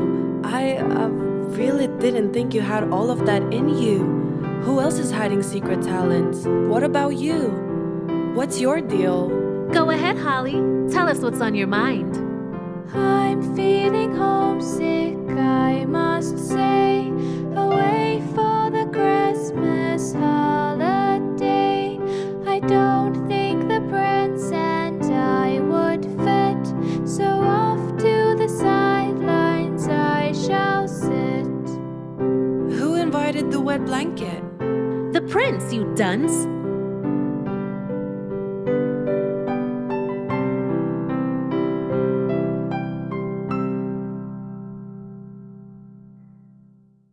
The girls were kind enough to tell me the memories they'd shared with the prince, each giving their own accounts of how he reacted and the connections they thought they made. Odette even gave brief summaries of Tansy and Constance's stories and why she thought Prince Noah had lost interest. In the course of the afternoon, everyone seemed to forget that I had snuck out in the night and not returned, thus missing the contest, except Cressida. During lunch, while the other girls were deciding whether they wanted to spend the rest of the day reading in the castle's library or venturing out in the snow to ice skate on the property's frozen lake, she looked me straight in the eye, asking a myriad of questions with that single glance. I nodded so subtly that anyone else would have missed it, but the corners of Cressida's mouth tipped up for a flash of a second before she wiped it away with her napkin and carried on in the conversation as if nothing had transpired at all. The room fell sharply into silence, and I followed the gazes of the other girls to see Prince Noah standing at the entryway of the hall. "1,000 pardons," he said with a warm smile, "but as I missed my opportunity to hear Holly's Christmas memory this morning, I would like to request an audience with her." My cheeks burned hot as every gaze moved to me. Odette's face as green as the spruce trees that were decorated and displayed around the castle. He shook his sandy blonde curls. "Are you up for it?" Was I allowed to say no? Perhaps this would be a good opportunity to tell him that I had no intention of becoming his bride. "Yes, Your Majesty," I muttered as I stood clumsily. I made my way over to him and dipped into a deep bow before I took his arm and followed him out of the dining room. It was oddly formal, and it felt forced and unnatural, though I wasn't sure if the source of the discomfort was from me or him. The last time I'd seen him, he was polishing off a plate of cookies and sneaking me into his bedroom so I could have a secret meeting with his friend and servant. Why would he go out of his way to feign interest now? Was it for the sake of appearances? "So, Miss Holly, I hear you've been unwell?" "I'm perfectly well, Your Majesty." He tapped on my arm sympathetically as he walked me through the corridor. "How are you finding the festivities?" He didn't pause long enough for me to reply. "The competition isn't usually at Christmas, but it is an important tradition. It's one that allows commoners the chance to take the throne, a chance that has allowed Gladdenwell to thrive for hundreds of years, up until our beloved king and queen were taken from us too soon. Your parents, you mean? I hesitated, discomfort stirring. Right, my parents. The truth is, it doesn't take very long to learn of someone's true character, especially if they don't know they're being watched. So the competition is more than the official events. It's one of the reasons the staff is always around. Having been mostly restricted to the grounds until I came of age, they've been like family to me all my life. My stomach churned with guilt. I'm sorry, Your Majesty. I know I've behaved horrendously, and I know that I don't deserve a spot in your selection. I'm not ready to send you home yet. If my closest friend believes you are queen material, I certainly can't ignore it. However, you are making it rather difficult for me to keep you here without the appearance of favoritism. The other girls were at least promised a chance to prove themselves, and since the start, you haven't performed well in the main tasks.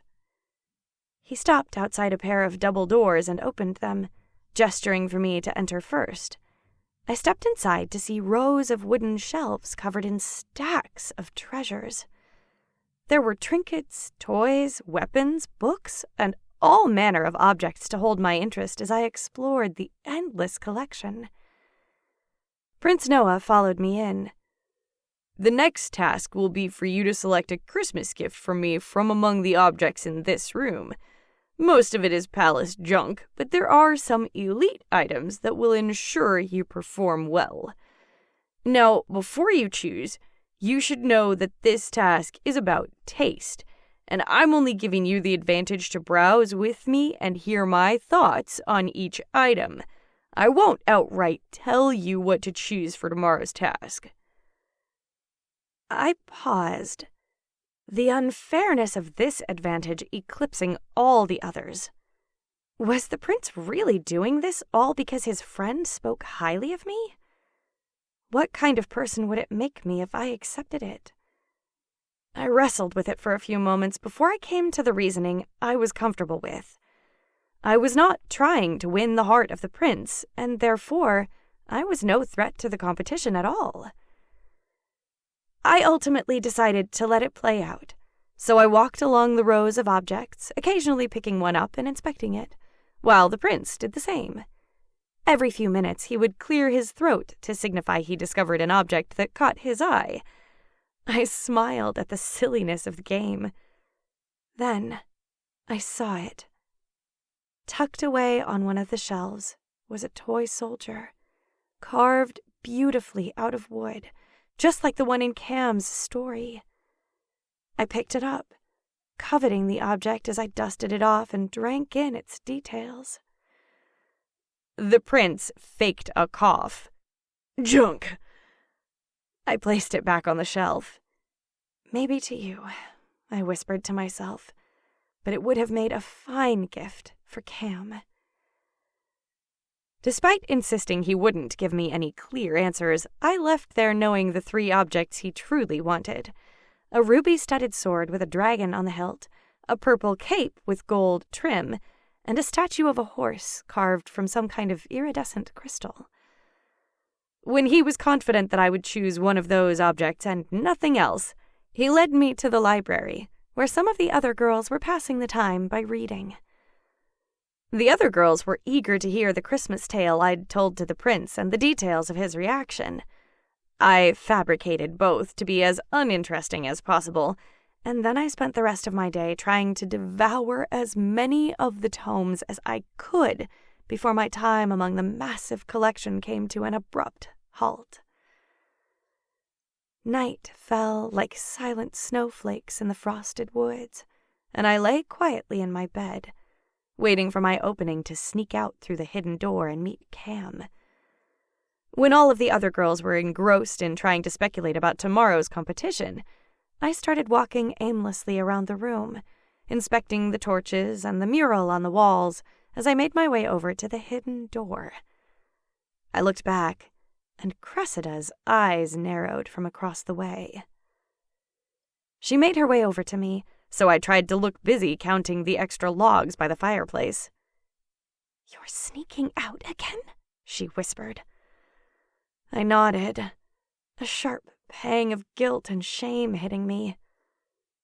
Nothing good can come of this, she said, her earnest plea tugging on my heartstrings. Think of your virtue. I know, but I have to go, I said, though I didn't have more of an explanation beyond that. I felt a surge of gratitude to have her here, looking out for me. She was right, of course. I had already pushed my luck enough with Prince Noah's forgiveness, but knowing Cam was on the other side of that door was enough to make me want to risk everything, if only for a chance at one more memory to treasure for the rest of my life. She turned toward the window, effortlessly pulling the strands of her blonde hair into a single braid as she stared out at the falling snow. I envy you. The words struck me. What do you have to envy? She laughed, shaking her head as she stared at me with wide eyes and a small smile. You've met someone you can see yourself being happy with. I tucked a strand of hair behind my ear. Yeah, well, this will have to be the end of it. My mother hasn't said so directly, but she needs me to marry well.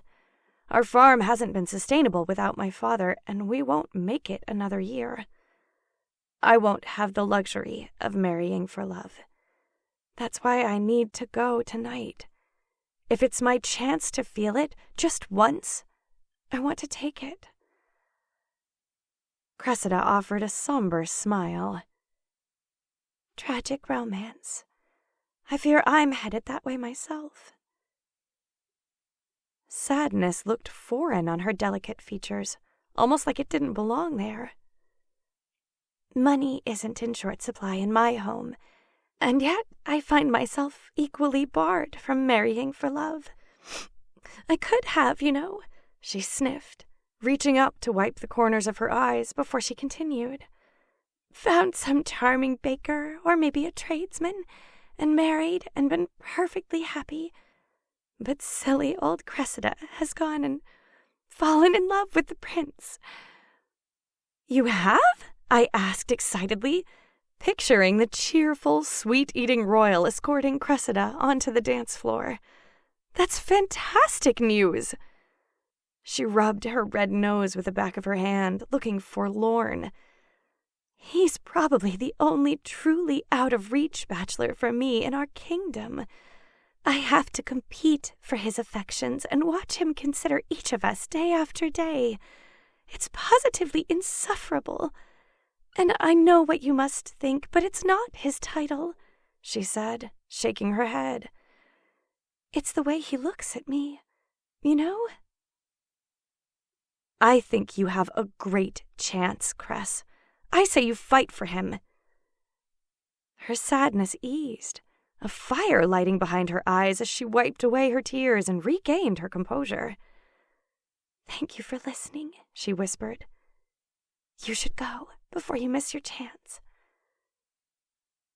The more I thought about it, the more I thought Cressida would make a fine queen, just as she'd made a good and loyal friend. I wanted to thank her somehow. Cressida, thank you for being a good friend, I whispered, scanning the room to make sure none of the other girls were listening.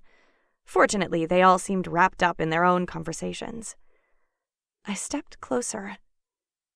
If I could get you anything for Christmas, it would be a horse carved from a rare and precious gemstone. She stared at me for a long minute, trying without success to understand my riddle before she abandoned the task. Then, as if she knew I'd somehow helped her, she sighed, rolled her eyes, and walked to the far corner of the room.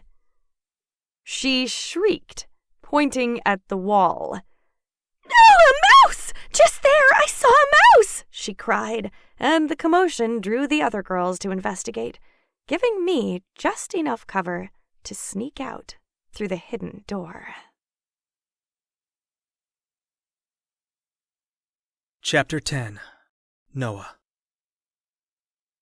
I looked into the mirror, trying to sort out how I could feel both so excited and yet so terrified for tonight. I didn't know if it was because tonight I wasn't a prince, therefore I couldn't lean on whatever status the title held to charm her, or perhaps if it was because I was starting to feel guilt about the fact I wasn't meeting Holly fully as myself. In typical fashion, Camden was sprawled by the fire like he owned the place. Tonight he was humming another cheerful Christmas carol, which seemed to be the only thing keeping me from pulling my hair out with worry. "It'll be fine," he said, as if reading my uneasiness. "Unless you're late because you're fussing over your hair, then it will most certainly not be fine." I playfully tossed an unlit candle from the vanity at him, only for him to catch it and whip it back. It barely missed me. "So how did she seem when you showed her tomorrow's task?" "It was a good thing you sent me in. She didn't know what I liked at all." I grimaced. "It's supposed to be about the meaning behind the selection, not the gift itself." "Well, she liked useless things." I turned slowly to him, trying not to laugh as he dusted a bit of dirt on his knee with disgust. He really had started to believe he was the prince. "You know you don't get to keep the gifts, right?" I teased. He pushed his sand-colored hair out of his eyes. "Like hell I don't. You can consider it payment for forcing me to be you all week." "Yes, you really look like you've suffered." His smile faded, the frown on his usually cheerful face halting me. "Oh, I'm sorry. I was only joking," I said, having a seat beside him. He stared into the flames, his brown eyes distant and his shoulders slumped. "What is it?" I pushed.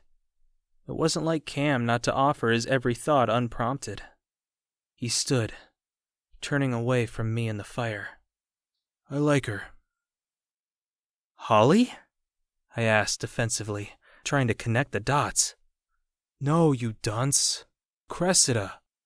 I turned my gaze to the fire. "This is bad. What have I done?" I'd almost forgotten that I wasn't the only one pretending. I was hoping for, and expecting, a positive reaction when I finally told Holly I was the actual prince, and I could certainly see how Cam would worry about confessing that he isn't. I'd put my best friend into an unwinnable situation. I exhaled, feeling a healthy serving of guilt churn my stomach. This is all my fault. I didn't think this all the way through. "Don't let Gretchen hear you say that. She's been against this plan from the start." He crossed his arms and leaned against one of the pillars that framed the fireplace. "She'll never forgive me when she finds out." For a moment, I thought he was still talking about Gretchen, but something in his tone told me he'd returned to thoughts of Cressida. A girl like that, marrying someone like me. I'd never heard him say something so out of character, and it wounded me to hear it. "You're the best man I know, Cam." "Thanks, mate." I shook my head, no longer willing to drag out this charade. I could barely remember why I thought this was the ideal path to take in the first place. "We have to end this. Tradition be damned, my selection has already been made. Dragging this on will only make it harder." He nodded. "Will you give me one more day with her? Just so I can figure out how to tell her?" "Cam." "Noah," he said, his serious expression throwing me. I sighed. "Fine. We'll go through with tomorrow's event as planned, but we'll eliminate everyone except for Cressida and Holly." Good. I like this so far." Then we invite them both to dinner and tell them the truth. The immediate pout on his face made me laugh. "We have to do this. If she's as great as you say she is, she'll forgive you for lying." "Right," he said with a nod. "And I'm sure Holly won't mind at all that you've deceived her and the other girls. She'll probably not care at all that you've made her feel like a cheater in a competition that it seems like she wanted no part of in the first place. I mean, it's not as if she wants to marry you or become a ruler of Gladdenwell." Not when all of the events of the selection have only served to highlight how imbalanced the wealth distribution has been since your parents passed. I'm sure she won't think you're a lying, narcissistic tyrant with a god complex when she finds out you truly believe she would overlook all of that once she found out you were a prince. I stared blankly. The bulk of what he said processed glacially in my mind, and yet each part still stung. He might have been joking, but him saying all of my fears out loud like that made all of them seem more real. I don't know, Cam. It kind of sounds like you had all that locked and loaded. He grinned. Have a nice date with Holly. Wait, hold on. Come to think of it, this whole fake identity ruse was your idea. You're the prince. You're not supposed to be listening to servants anyway. I really just wanted to see the girls. And now that I have, it's safe to say you've ruined both of our lives. It's going to be fine, Cam. I promise. He nodded. Fine. But you might want to find out if Holly would even want to marry a prince. Clearly, it's a hard job. At least you certainly make it look hard. Thanks, man. I'm going to go before I decide to have you beheaded. He pressed his hands together and pointed them at me with a sage nod. That's probably for the best. Cam was undoubtedly in my head. He had a way of hiding a nugget of truth in his silliness that made him impossible to ignore. My ruse in the selection competition had done well to help me discern Holly's character. But all of Cam's questions were valid. Would she even want to rule at my side? I had planned tonight purely on impulse, to let myself give in completely to the fact that I wanted only her. But there were questions that needed to be answered. While I was certain I could spend a lifetime with her at my side, there was a kingdom's happiness and well-being at stake, not to mention the dreams Holly might have to sacrifice in order to marry me. My decision to hide my identity from the participants might have caused more harm than good, but it offered me the opportunity to see how Holly would really feel as my wife, without her feeling pressure to filter her response to suit a prince. I hurried through the corridor, worried I'd be late. When I barreled around the corner and saw the way Holly lit up at the sight of me, I knew it would be difficult to keep my wits about me that night. Chapter 11. Holly. Cam's hand closed around mine, his closeness thrilling me as we hurried through the cramped passageways, away from prying eyes. He stopped when we reached the door at the end of the hall, his hands finding my waist to slow me as he listened at the door to make sure no one was on the other side. The heat of his hands branded me, and I used the brief seconds of his silent attention on the door to study him. His charcoal black hair fell in loose curls, the tone of his skin sun-kissed, and his blue eyes were so intense it was difficult not to look in them and lose myself. I didn't know what he had planned, but somewhere along the way, I'd become a willing captive. After he was sure the room was empty, he pushed the door open to reveal a study. My gaze moved immediately to the back, where 30-foot arched windows covered 2 of the walls, spilling moonlight onto the floor of the cozy room. A fire blazed at the right wall, the firelight flaring onto the white couches that framed it. Cam closed the door behind me, taking my hand and pulling me further into the room. I marveled at the magnificent view of the gardens as the snow fell in thick clumps, blanketing the landscape in white. I dropped his hand, hurrying to the window. It looked so soft. When he didn't respond, I turned back to find him holding a heavy fur coat out for me. "You're very good," I said with a smirk. "Why, thank you." He helped me into the coat before he slipped a green corsage onto my wrist. "It's Holly," he said breezily, covering it with the coat sleeve before pulling on his own. I only got a quick glance, but it didn't look much like Holly. There were few things I considered myself an expert on, but my namesake was surely one of them. The effort was more than appreciated, though, and I had no idea how he'd managed to borrow so many items for our secret meeting. I stood at the door. I have to say, I'm a little intimidated by the extent of your preparations tonight. He pushed open the door, looking back at me over his shoulder as if I'd wounded him. Why is that? Do you worry that I can't show restraint? As I stepped into the boots that were set by the door for me, I shook my head no. And that was the truth. It wasn't his lack of restraint that I feared, but my own. He had to know what he was doing, stringing together my fantasies like popcorn garland on a Christmas tree.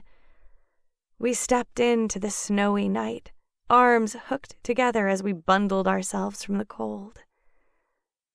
It's the perfect night for a walk, I said, unable to hide my smile. Holly, he started suddenly, his face serious as his eyes filled with focus. Can I ask you something? I suppose I'll allow it, I teased. Have you ever thought about what you'd do if you won this contest? Why did he ask that? I wasn't sure if he was the jealous type or if this was just a random question, but the very real possibility that tonight would be my last with Cam tasted bittersweet. I shook my head. You have no need to fear. There's little chance of that. I'm just curious. Would you want to be the princess and someday the queen? I couldn't tell if the questions stemmed from genuine curiosity or from a place of jealousy, something a little misguided based on the fact that I was still in the competition. I sighed. Of course, I would love the opportunity to change the lives of so many people for the better. There are those in Gladdenwell who need help. However, I'm certain that whomever Prince Noah chooses will support him as he makes right those things that have suffered in the absence of a ruler who's of age. What if he chooses you? I turned to him, frustration building. Why is this so important to you? He's not going to choose me. His gaze was firmly on the snow underfoot. Then the realization hit me so hard it knocked the breath from my lungs. Cam, I said, my voice sharp. Please tell me you're not here on behalf of the prince. He exhaled, a white plume blossoming in front of him before disappearing.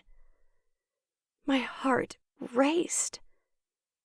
This was all for him, wasn't it? Some kind of side part of the competition.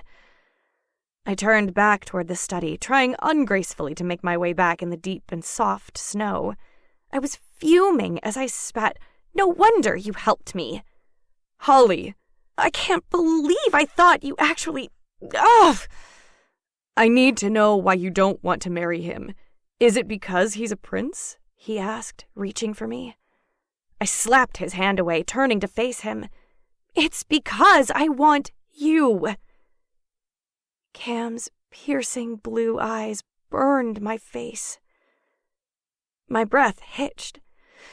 To be honest, a marriage to the prince might save my family from starvation, but I'm out here with you because I thought if this was the real thing, a shot at true love, it was worth risking everything. I was a fool, I said, turning away and trouncing back toward the study. Can you feel the magic of the season? The only time of the year where anything is possible. That's how I feel with you here. Please don't go, you're mistaken. I want you all to myself. There's no Christmas without holly. I don't need anybody else. So here I stand in this winter wonderland, taking the leap with my heart in my hand. Fall just like the snow. Take my hand and hold it it tight. Been searching for you all my life. Let's fall just like the snow on Christmas night. Has Christmas always been so lovely? Have the carols always made me smile? I'll cherish every gift we share, even if we only have a while. So here I stand in this winter wonderland, taking the leap with my heart in my hand. Fall just like the snow. Take my hand and hold it tight. Been dreaming of you all of my life. Let's fall just like the snow on Christmas. Can you feel the rising of my heartbeat? Mix of elation and fear. It's like every winding road I took led me to you here. So here I stand in this winter wonderland, taking the leap with my heart in my hand. Fall just like the snow. Take my hand and hold it tight. A night to treasure all my life. Let's fall just like the snow on Christmas night. Fall just like the snow. Take my hand and hold it tight. A night to treasure all of my life. Let's fall just like the snow on Christmas night.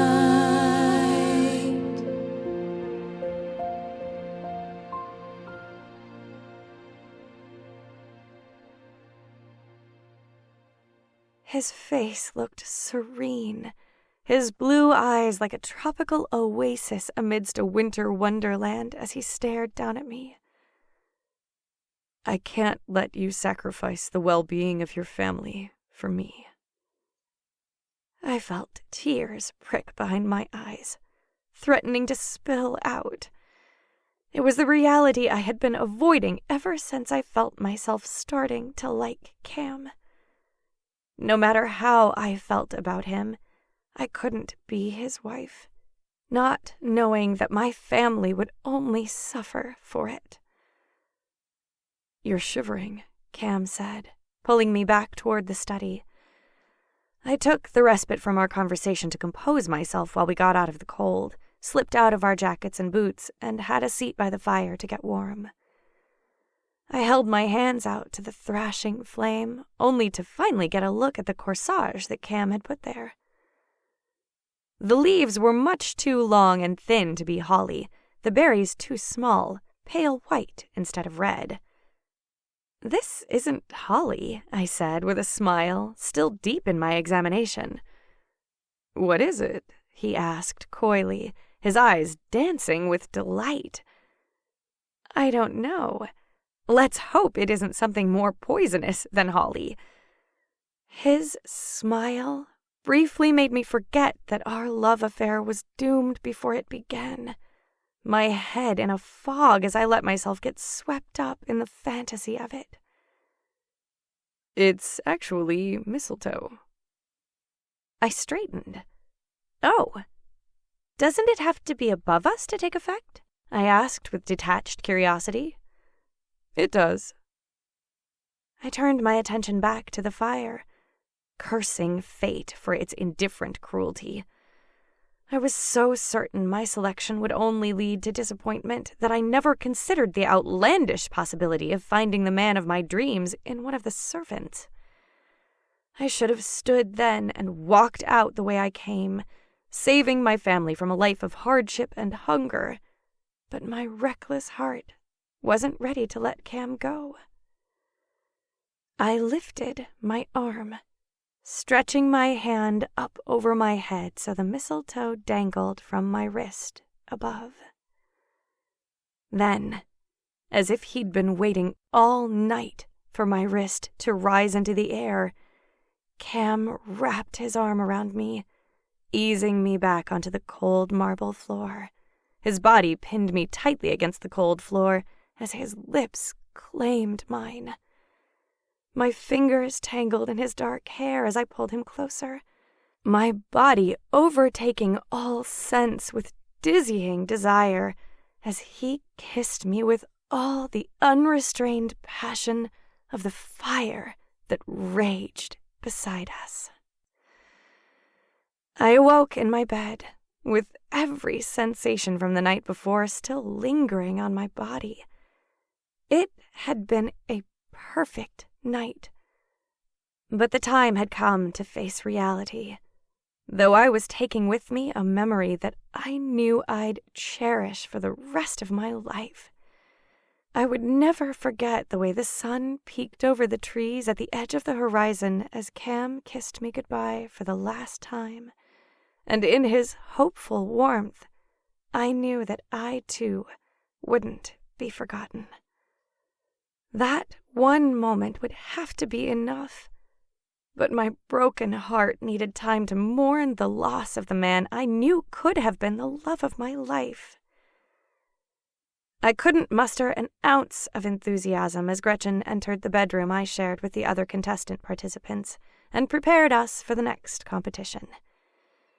It was like the world was rushing past me, like every painful tick of the clock brought me further away from last night, further away from the life that I wanted. Having planned out my next few hours over the course of the morning, I tucked away some of the Christmas cookies laid out for us after breakfast and bided my time for the competition to begin. Gretchen explained that we'd be selecting a gift for the prince, and I stood at the back of the room as the other girls raced to the various objects, trying to find the perfect item for him. I watched with distant joy as Cressida's eyes lit at the sight of the carved horse statue. She snatched it from the shelf and looked back at me for my nod, asking if it was in fact the object I was referring to in my clue. With a heavy heart, I walked over to the toy soldier that sat unnoticed in the corner, where the prince had mindlessly tossed it aside. I showed my selection to Gretchen, who eyed the choice with indifference. The simple toy was returned to me an hour later, wrapped and ready to present. Instead, I tore a bit of the shimmery paper off of the gift and used it to wrap up the cookies I'd taken from the breakfast buffet. When the other girls were having lunch, I snuck away and slid the soldier carving behind the hidden door, with a note that I'd spent every idle second on since I woke up, before I returned to the other girls. Finally, it was time to give our gifts to the prince, and all I had was a handful of wrapped Christmas cookies to offer. It wasn't a thoughtless gift. I'd seen him enjoying cookies on the night I'd run into him in the kitchen, but it wasn't one of the objects he'd wanted me to choose. For that, I knew he'd be forced to eliminate me, and I was okay with it. Giving Cam something that was so precious to him was worth being sent home over. After all, I had no intention of marrying the prince, regardless of his choice. Still, as I approached the prince to hand him my gift, I couldn't stop my hands from shaking.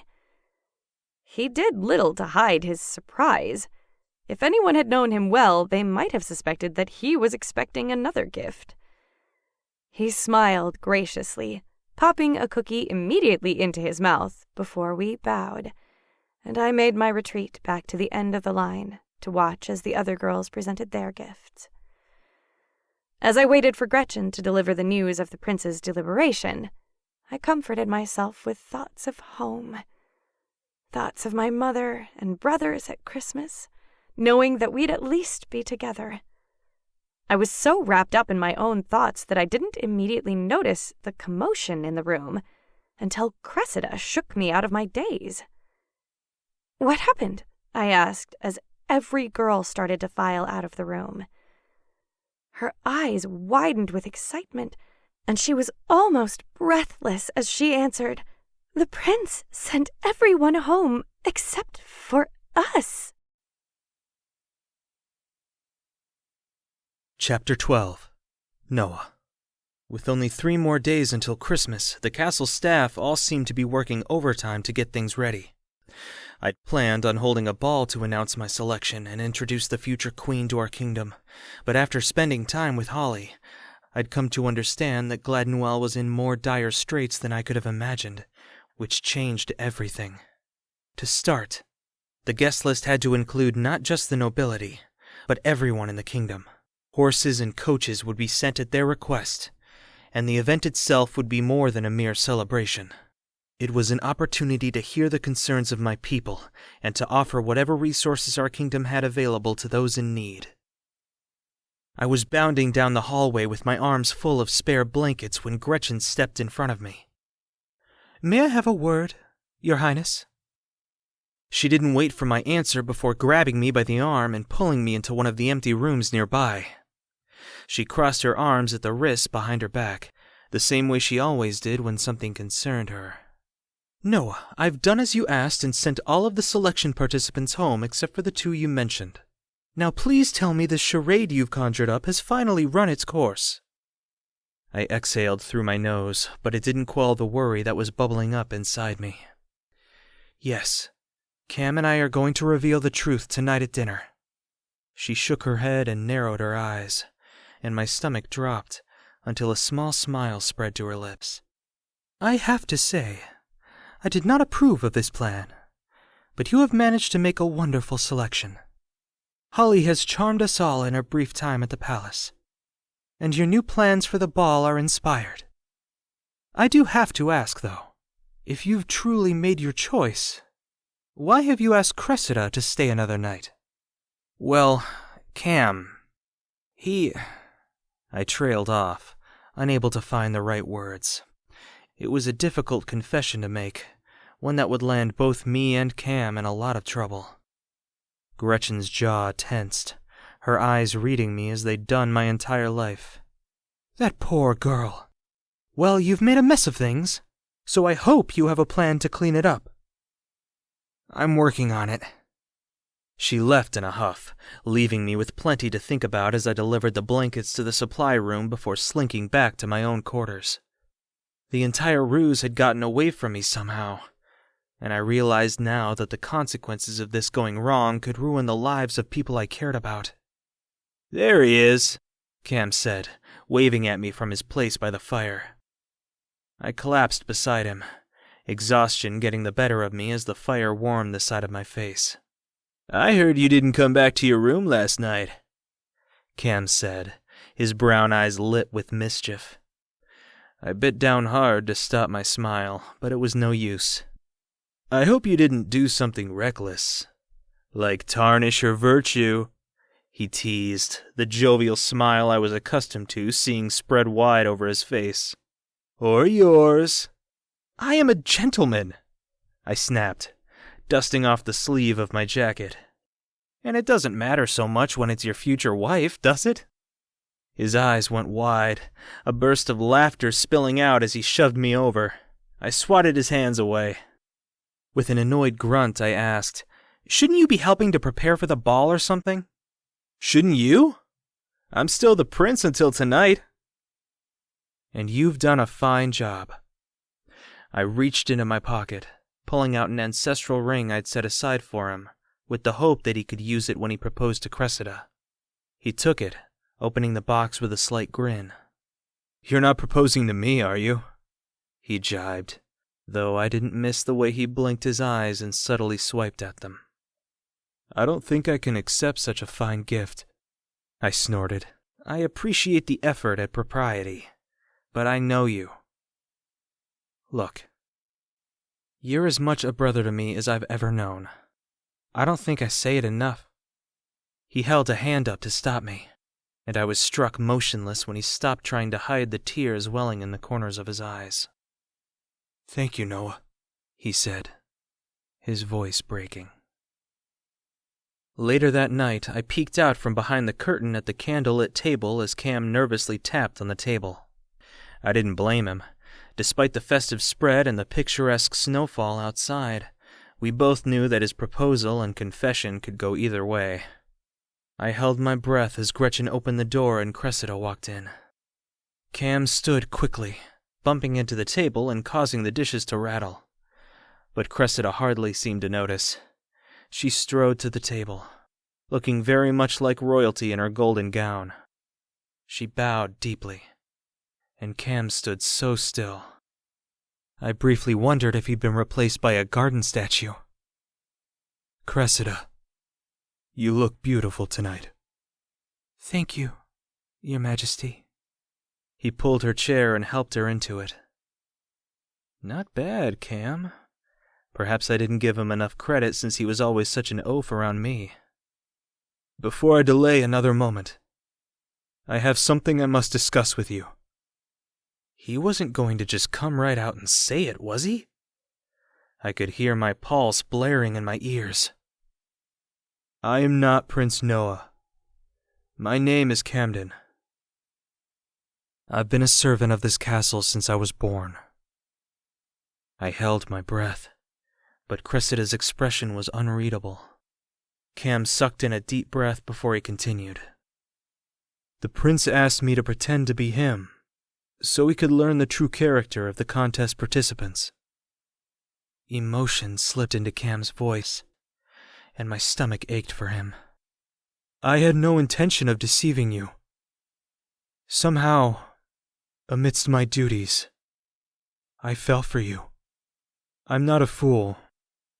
I know I could never deserve a woman like you, and I have nothing to offer you except for my heart. I must ask one small favor. Please, forgive me." I'll be damned. The guy should have been the prince after all. Cressida's dainty shoulders bobbed, and she took a breath so sharp that I realized she was crying in the low lighting. I'd somehow missed it. Cam cradled her face in his hands, so I ducked back behind the curtain to give them a modicum of privacy. "I'm sorry," Cam whispered. The sounds of Cressida's sobs only grew, and Cam's words got lost in the sound. Then, after a long pause, she asked, "So you love me after all?" "Very much. I intend to marry you, if you'll have me." My chest filled with warmth. "I shall very much like to marry you, Camden." Way to go, Cam. I couldn't bite back my joy and relief that it turned out so well for him. I hoped telling Holly about the ruse would go as well for me. Cressida gasped. "However did you come by such an extraordinary ring?" "Being friends with the prince has its perks," Cam said. "The prince!" Cressida exclaimed, and she whirled around, examining the dining room like I would appear out of thin air. "Who is the prince?" I took that as my cue and pulled the curtain I'd been peeking out of to join them at the table. Her eyes widened when she saw me. "So that means Holly is the future queen," I said, my heart swelling. Cam wrapped his arm around Cressida's waist, and she held her hand out so that I might see her ring. "We're engaged to be married," she said, joy beaming from her face. "I offer my sincerest congratulations," I said, but I could already feel my anxiety rising as the next task loomed over my head. Cressida's eyes widened. "Does Holly know?" Cam grinned, I am to tell her next. Then I shall leave at once, for I cannot wait another moment to share my joy. My fingers twitched impatiently, my fear growing with my excitement. I wanted what they had with Holly, and I was moments away from finding out if that was possible. Cam whispered to Cressida, I shall come to see you the moment it's done, and we can have a celebration all our own. Cressida blushed as she whispered back, But what of my virtue, my love? I'm told it doesn't matter so much with one's future wife. Cam gave Cressida a quick kiss on the hand before she left the room. Then he turned to me and pulled me in for a warm hug that took me by surprise. I'm happy for you, I said, patting his back. I can't imagine that could have gone any better. He could not hide the happiness from shining straight through him. My stomach tightened when we heard Gretchen knock on the door a short moment later. Good luck, Noah, Cam whispered as he returned to the table, and I hid behind the curtain, my nerves tearing me apart from the inside. Gretchen opened the door and led Holly to the table before taking her leave. Holly's brown, wavy hair was pinned back out of her face, and a corseted gown hugged her curves, leaving her beauty on full display as she stood in the candlelight. I fought the urge to jump out right there and confess my love for her. But Cam and I had a plan, and I was too nervous to deviate from it. Cam stood, this time more gracefully than the last. Before another word is spoken, I fear I must confess that I cannot marry you, and that I believe Cressida will be the finest of queens. Please have a seat. I must tell you. I can't. You see, my heart belongs to another man, and I'm certain it will for the rest of my life. I cannot allow you to tell me your decision, because if you have chosen Cressida, you will take no offense to my resignation from the competition, and if you have chosen me, I won't be forced to decline you, nor wonder if that decision has caused my family harm. Holly. Don't, she said, a tear sliding down her cheek that made my legs go weak. There is no need for pity. I would not have changed my time here for all of the world. I am happy to return home to be with my family for the holiday. And I shall never forget that it was your kindness that gave me the opportunity to meet someone, and to feel a love so true. I'll dream about it forever. For this, I offer my unwavering gratitude. Cam's gaze moved to me. But if Holly wanted to return to her family, I had to let her go. I shook my head, ducking back behind the curtain as my heart pounded in my chest, thudding and creaking like the wheels of an overused coach. My stomach churned, and I feared I would be sick, heart-sick, love-sick, broken from the idea of letting her go forever. I understand, Cam said, sincerity in his tone as he studied the woman before him. I wish you all the best. I'm sure he's a very lucky man indeed. I stood frozen behind the curtain until I heard the door shut. Well, that one could have gone better, Cam said. Why didn't you just come out? She said she missed her family. It was only right to let her return to them. He tilted his head to the side, his blonde hair falling into his slightly narrowed eyes. He seemed to deflate after a moment before softly asking, So you're going to let her go without telling her?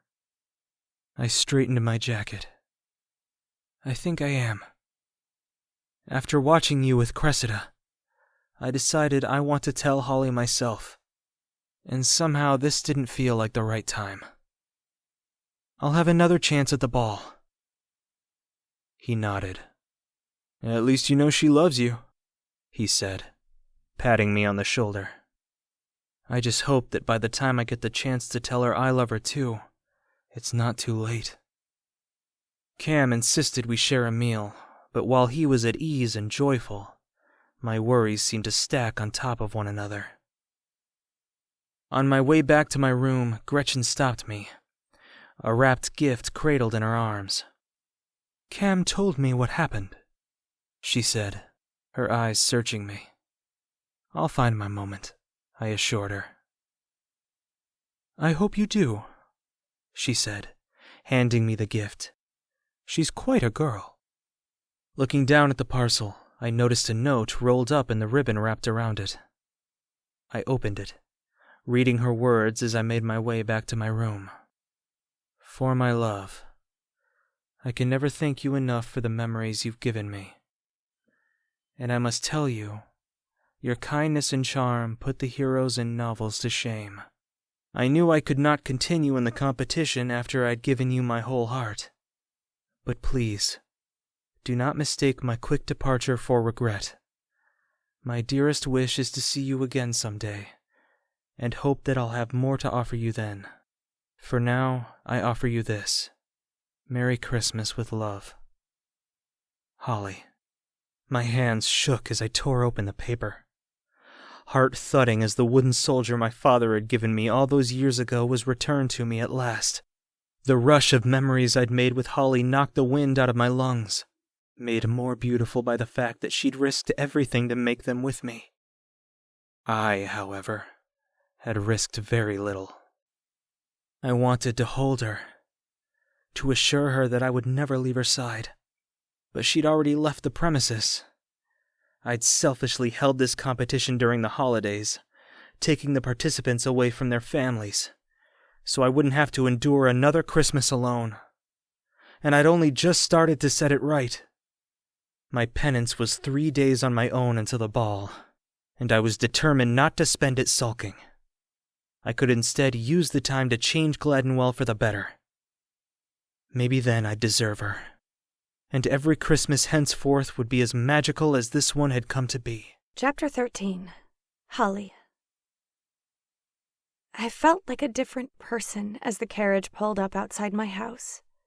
Before I left, I wanted nothing more than to spend my life on the farm with my family, never dreaming of more than us having full bellies and firewood. But now, my heart and my head were full of daydreams. I could see smoke rising from the chimney and a warm yellow glow within as I trudged the last few feet through the snow. I knocked on the front door, heart heavy as I pushed thoughts of Cam as far to the back of my mind as I could. The door swung open, my mother erupting into tears at the sight of me. I sank into her arms, and she held me tightly before ushering me into the house. She closed the door behind me as my brothers made a mad dash for me.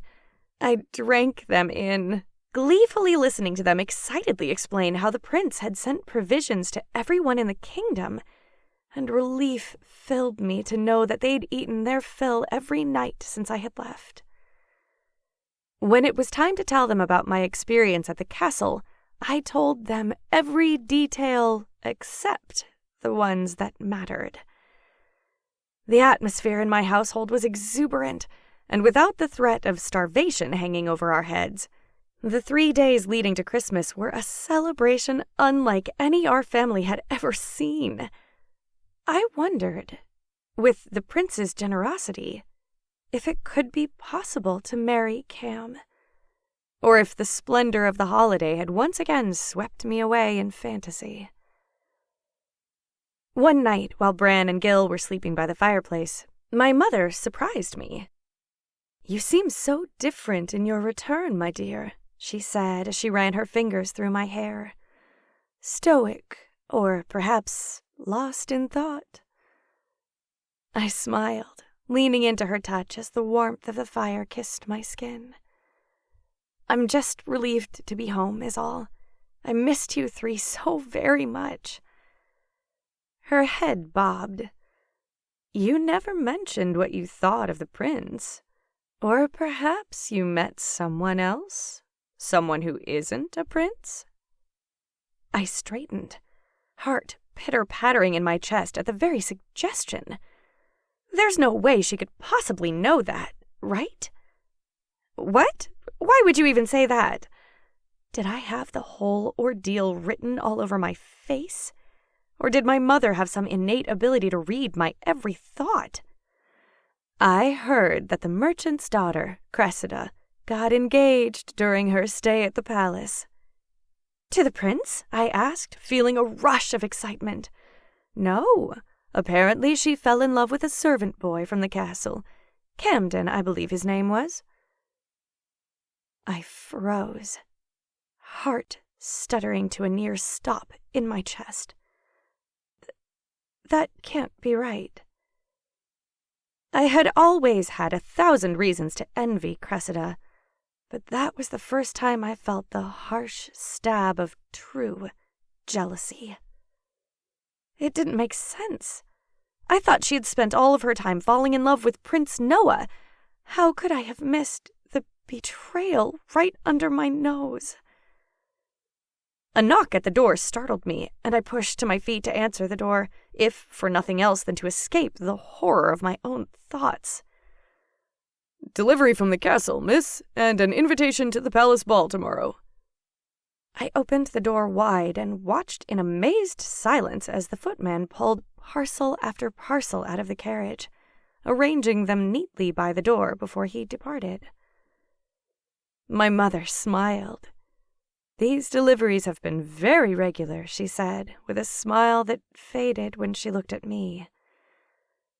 "I know we've avoided talking about it, but with the prince finally of age, it seems we'll have more than enough to get by.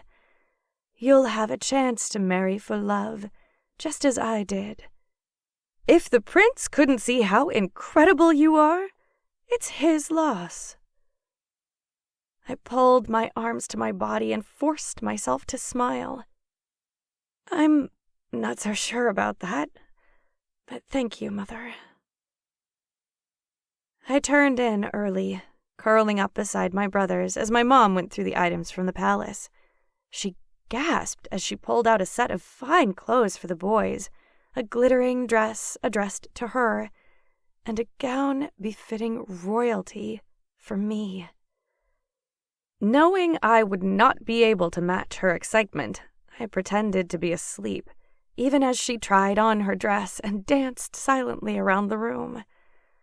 I watched through my eyelashes, my heart aching. By morning, I was convinced that whatever my mother had overheard about Cressida was a mistake, and I had every intention of attending the ball, finding Camden myself, and confirming that it was a misunderstanding, and that I hadn't been completely made a fool of. I slipped into the red gown that the prince had sent for me, prompting my mother to start crying again, while my brothers snacked on the new provisions from the castle. It was odd that the prince sent something so extravagant after our last conversation, and I hoped a second discussion wouldn't be necessary. It was a beautiful gown, and even if all my worst fears about Cam were true, I selfishly wanted him to see me in it. "Is everyone ready?" my mother asked as the coach pulled up in the glittering snow outside. We climbed in together, and I was comforted to be making this journey with my family. I was much more nervous than I had been on my first trip to the castle. Back then, I didn't know what I was getting into. The journey had held the promise of something lovely. But this time, I knew a battle awaited me inside. The castle looked even more festive in the light of day as our coach pulled up. Gretchen stood at the entranceway, greeting guests as they poured through the doors. "Miss Holly, I must speak with you for a moment," she said as we approached, offering my family a warm smile as she spoke. "Perhaps your mother and brothers can begin the festivities without you?"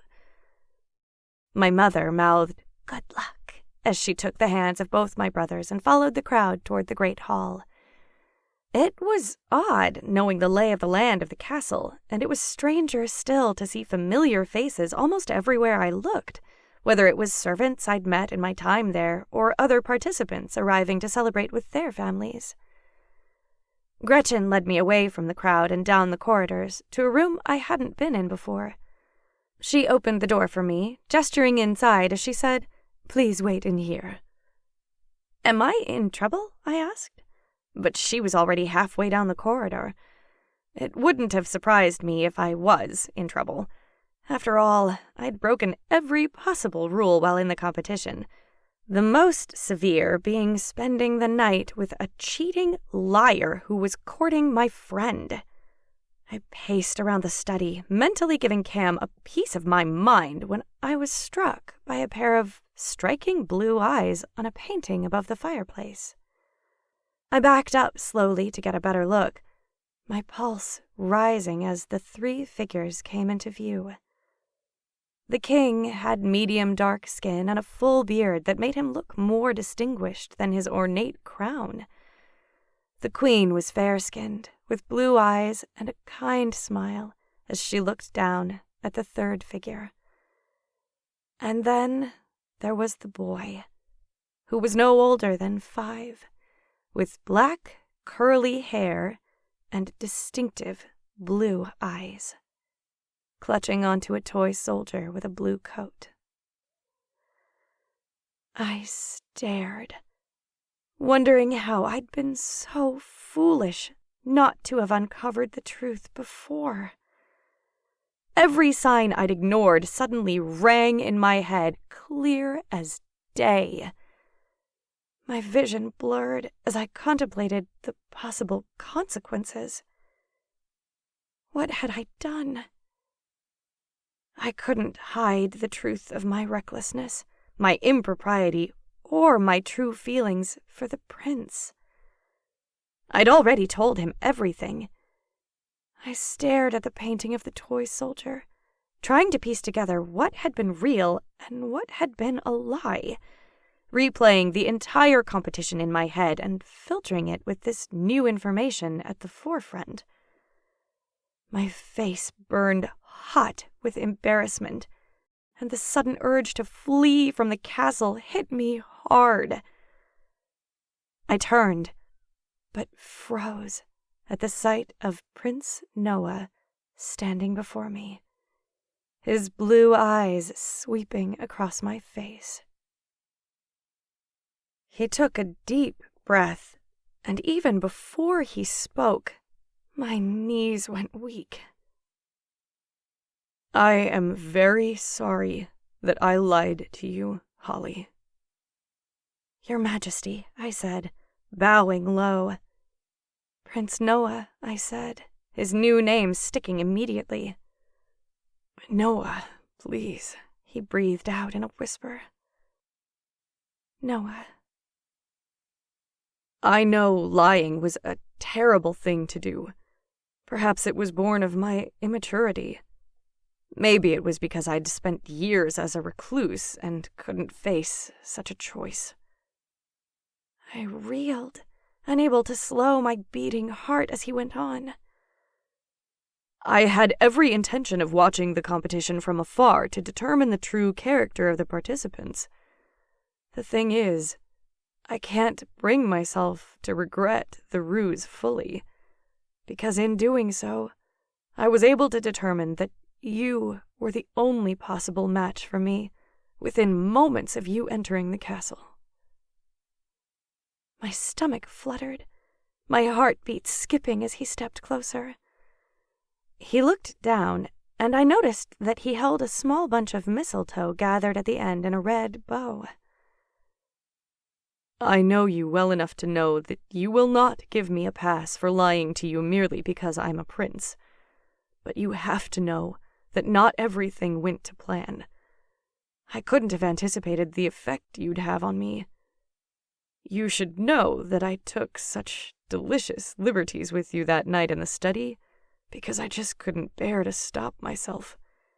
And I can't seem to muster an apology for it. A small smile met his lips as he stepped closer. My legs threatened to buckle beneath me as he took my hands in his. He slid the mistletoe around my wrist. I'm in love with you, and so I offer you a selection of your own, he said, lowering to one knee and fishing in his pocket before pulling out a black velvet box. He opened the box to reveal a ring that was made up of a band engraved with holly. There were shimmering rubies representing berries, and a diamond sat at the center, sparkling like a Christmas star. It was the promise of a lifetime together. My face burned hot as I paused to savor the moment and the unexpected turn of events.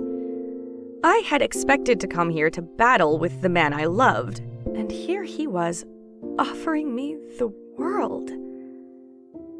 I opened my mouth to speak, but my throat clogged around the tears threatening to fall. I tried desperately to grab a hold of the words floating around in my head so I could offer them to him. I must have already used my fair share of Christmas miracles because I couldn't find the words to say yes. I found my answer another way instead. I raised my hand above my head, and his eyes rose to the mistletoe bound to my wrist. "Thank heavens," he said as he stood quickly, pulling my body to his and kissing me hard and hungry like this was to be our last ever kiss. I held him against me. Here I stand in this winter wonderland, trying to find words to ask for your hand. Fall just like the snow. Take my hand and be my wife. I'll be beside you all your life. So let's fall just like the snow. Forever. Fall just like the snow. Leave me never. Fall just like the snow on Christmas night.